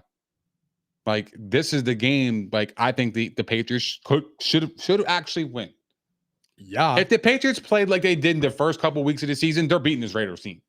Oh yeah. The last 2 weeks, I don't know what's going on. I know they had injuries. I know they had some bullshit going on, but they had played absolutely piss poor to the point where they're making their head coach, Hall of Fame head coach, arguably the best coach of all time, look like garbage. That's what's going on here. It's sad to say, but yeah, Bill absolutely needs this game more. I feel like there's a lot of pressure on him. Bro, if Bill Belichick loses this game, I can't even imagine. I'd be embarrassed. It is embarrassing. Do you think the loser of this game should pack it in and go for a quarterback in the draft? I think they're going to do that regardless. I think either win or lose, either team wins, either team loses. I think they're getting their quarterback in the offseason. Where do you think Mac Jones goes? That's tough, man. Because when I'm looking around the league, I think a lot of teams don't really want those off. Yeah. You know what I mean? Like those casted off quarterbacks.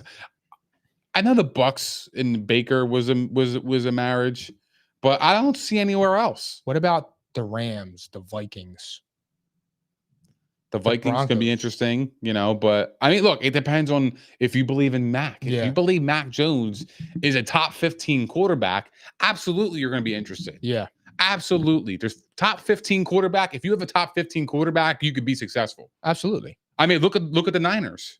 You could argue Brock Purdy is a top 15 quarterback, and it's not a question. Absolutely. Geno Smith, same fucking thing. Yep. Jared Goff, same fucking thing. And they're all good teams. And I'll tell you what, all three of those are better right now. They're better than Dak Prescott. So I don't know where Matt goes, man. It would be interesting to see. Yo, what if he went to the Raiders?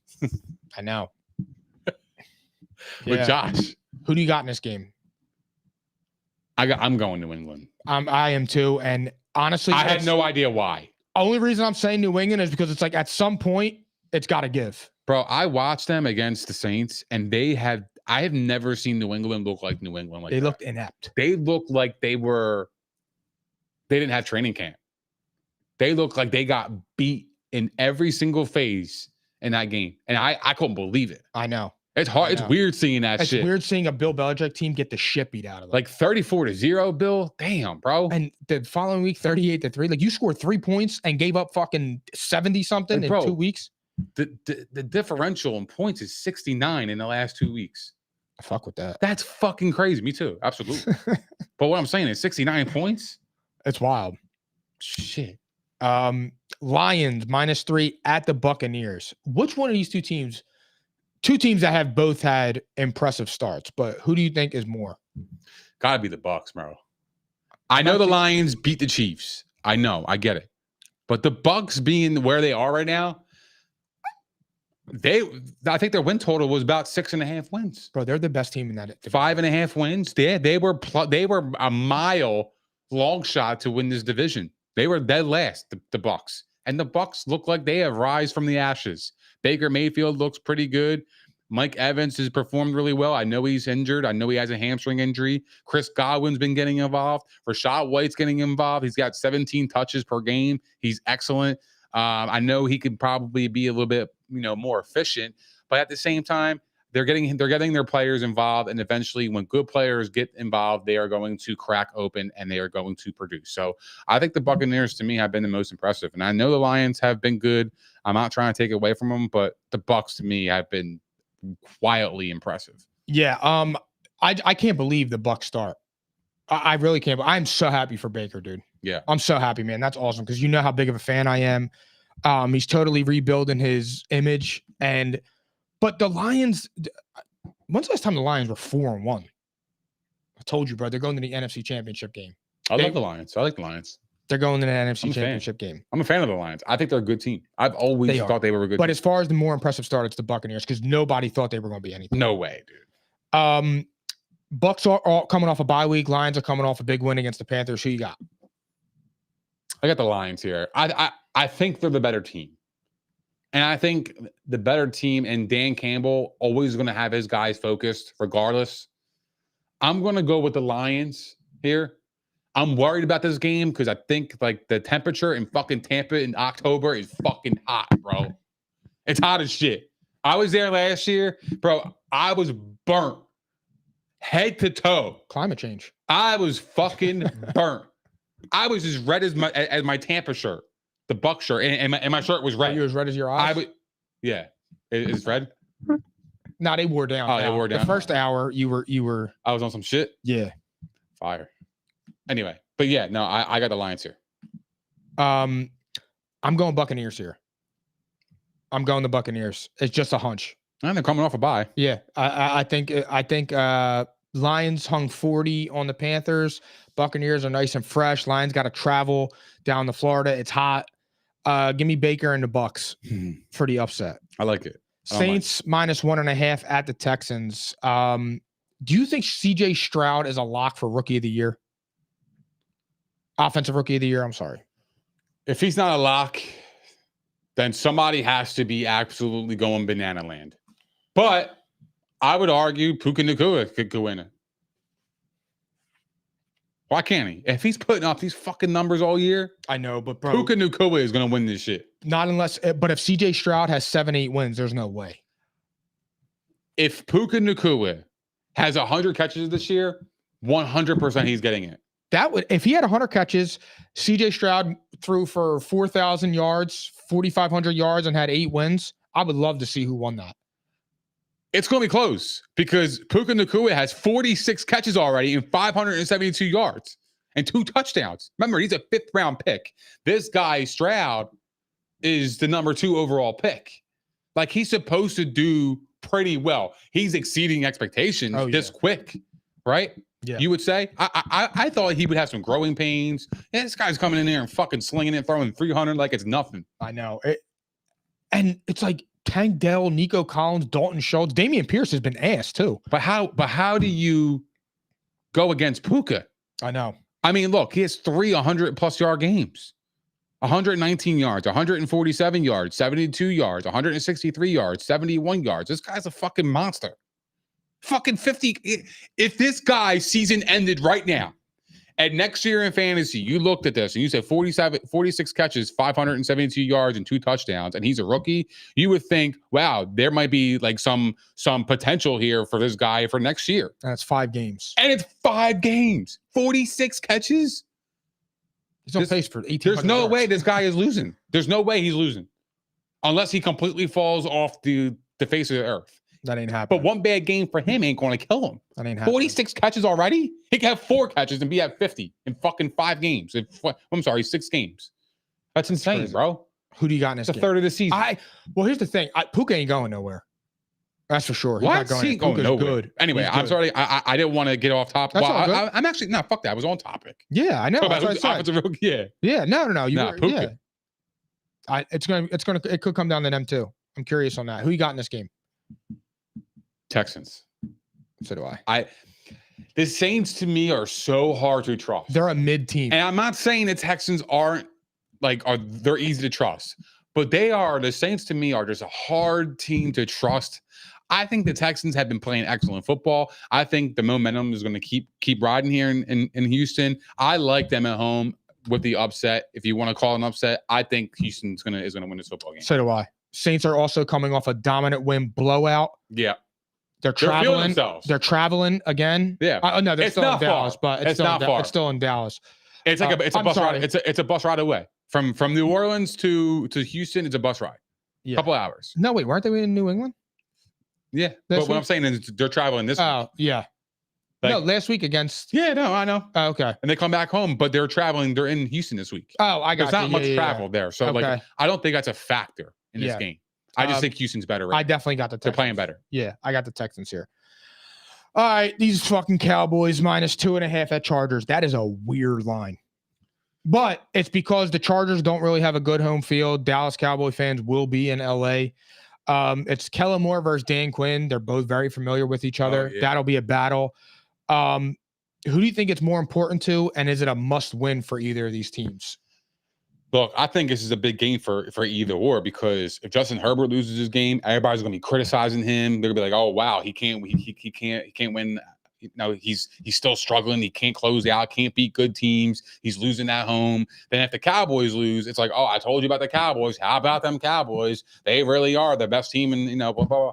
Everybody's going to trash them too. So to me, it's like flip a coin. Whoever loses is going to get the brunt of it. Whoever wins, everybody's going to gloat and say, Super Bowl or bust, because we already know what the hype is with the Chargers. I had them in the fucking Super Bowl. Who do you trust more right now? If you had to put your house on it, your mortgage on it, what team are you betting? You want to know what's crazy? I'll take the Chargers, because I'll take Justin Herbert over Dak Prescott.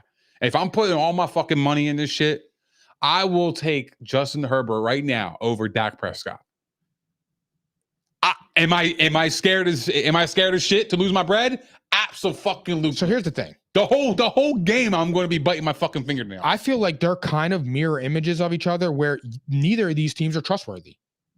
That's not. Both of these teams lose games that they shouldn't. You're giving me two options, though, Mike. No. I'm saying in defense to that. Oh yeah. Because I get it. I think this game is more important for Dallas strictly because you just got embarrassed by a good team, and now you're about to play another good team. And if you lose consecutive games and you lose for the third time in 4 weeks, now Dallas will win this game, bro.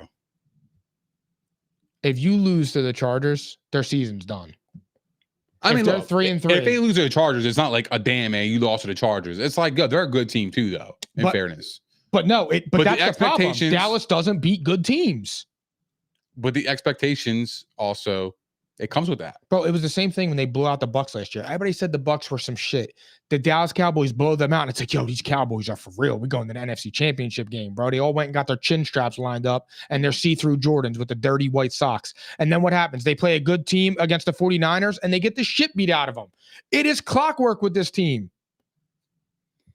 Chin straps and L's.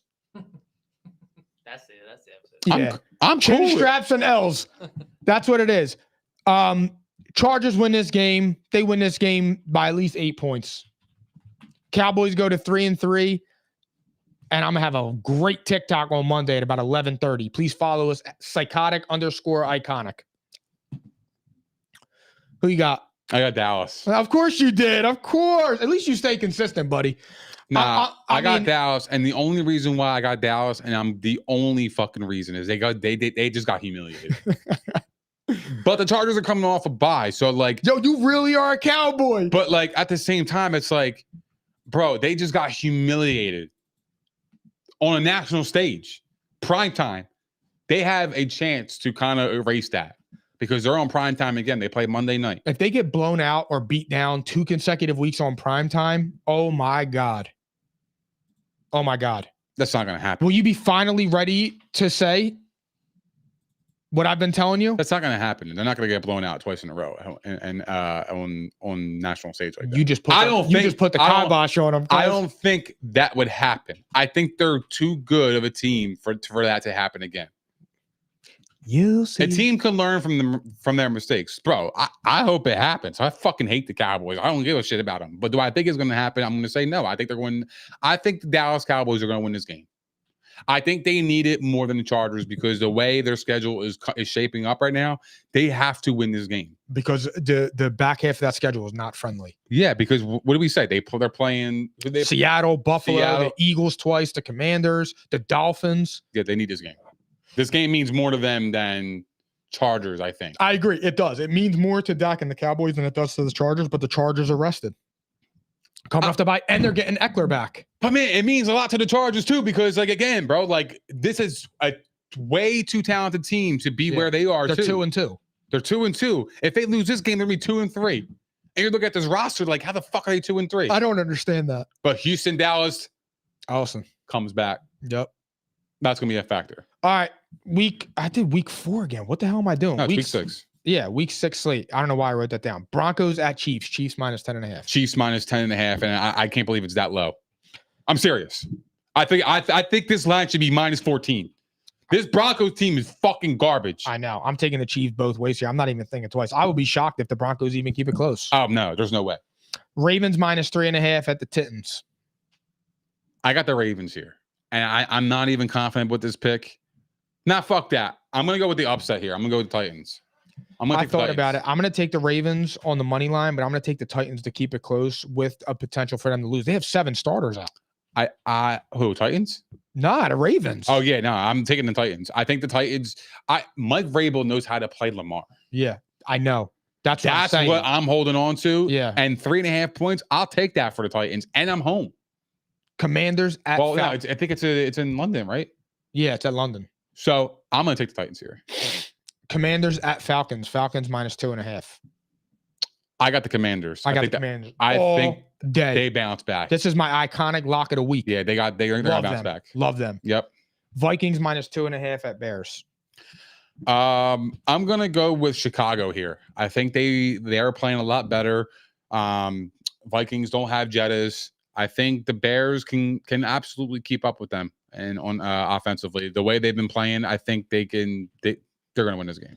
I'm taking the Vikings both ways. I think that with the way the Bears have played over the last 2 weeks, the Vikings losing Jefferson, I think the whole world is going to bet Chicago.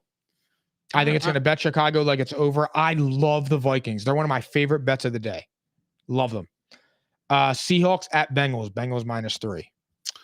I'm going to take the Bengals. I had the Bengals here, -3. And I hate it. But I'm betting on the talent. I'm gonna take fuck it. This is the last game for them. If they lose this game, I'll never pick the Bengals the rest of the season. I'm taking the Bengals too. I'm taking the Seahawks to keep it close though. I think the Bengals could win. Bengals win by, it might even be a push. No, I think it's gonna be a defensive game. I think this is gonna be a low scoring game. That's what I'm saying. I'm taking the unders in this one. I'm taking the Bengals and I'm taking the Seahawks +3. 49ers -5 at the Browns. Psychotic upset of the week right here, baby. Dude? Bro, this is mine. This is mine. The Cleveland Browns are taking down the San Francisco 49ers. I think the 49ers are sniffing themselves. I think after blowing out Dallas 42-10 and, absolutely demolishing them on a stage like that, I think the Browns are actually going to win this game. I absolutely do. Cleveland Browns are winning this fucking game. The Cleveland fucking Browns are winning this game. All right, so they are. I'm so mad you said that because that was my psychotic upset and it makes me nervous. This means their we have defense is legit. But listen, hear me out.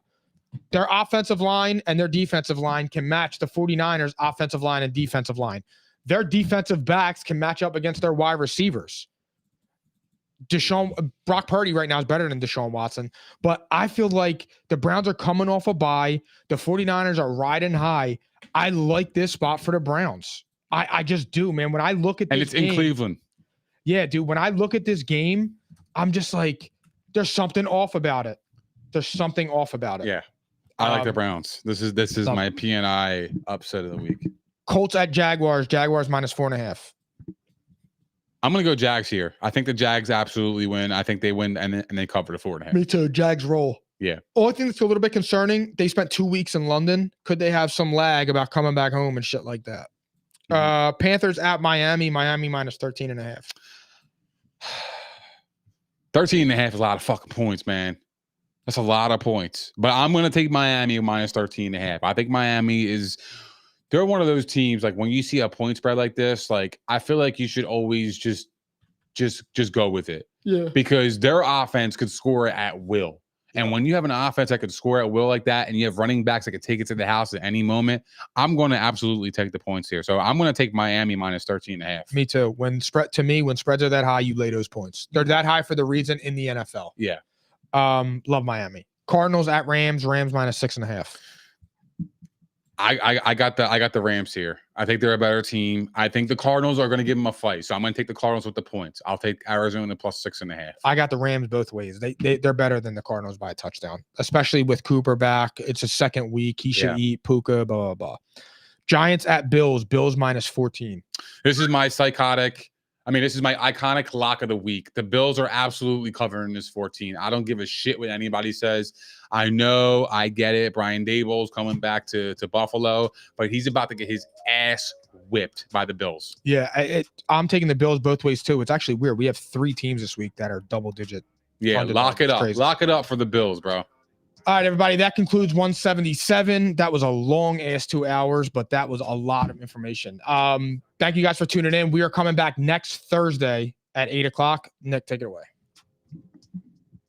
Thank you guys for hanging out with us. We appreciate all the love, support, and the comments. If you guys haven't done so already, please don't forget to like, subscribe, and hit the notification bell on YouTube. We are also available on Spotify, Apple Podcasts, Google Podcasts, iHeart, Megaphone, Stitcher, and all that other shit. Also, follow us on all of our social platforms as you do not want to miss our daily content on X, Instagram, TikTok, and Facebook. And we will see you guys next Thursday at P&I, baby. Enjoy week 6.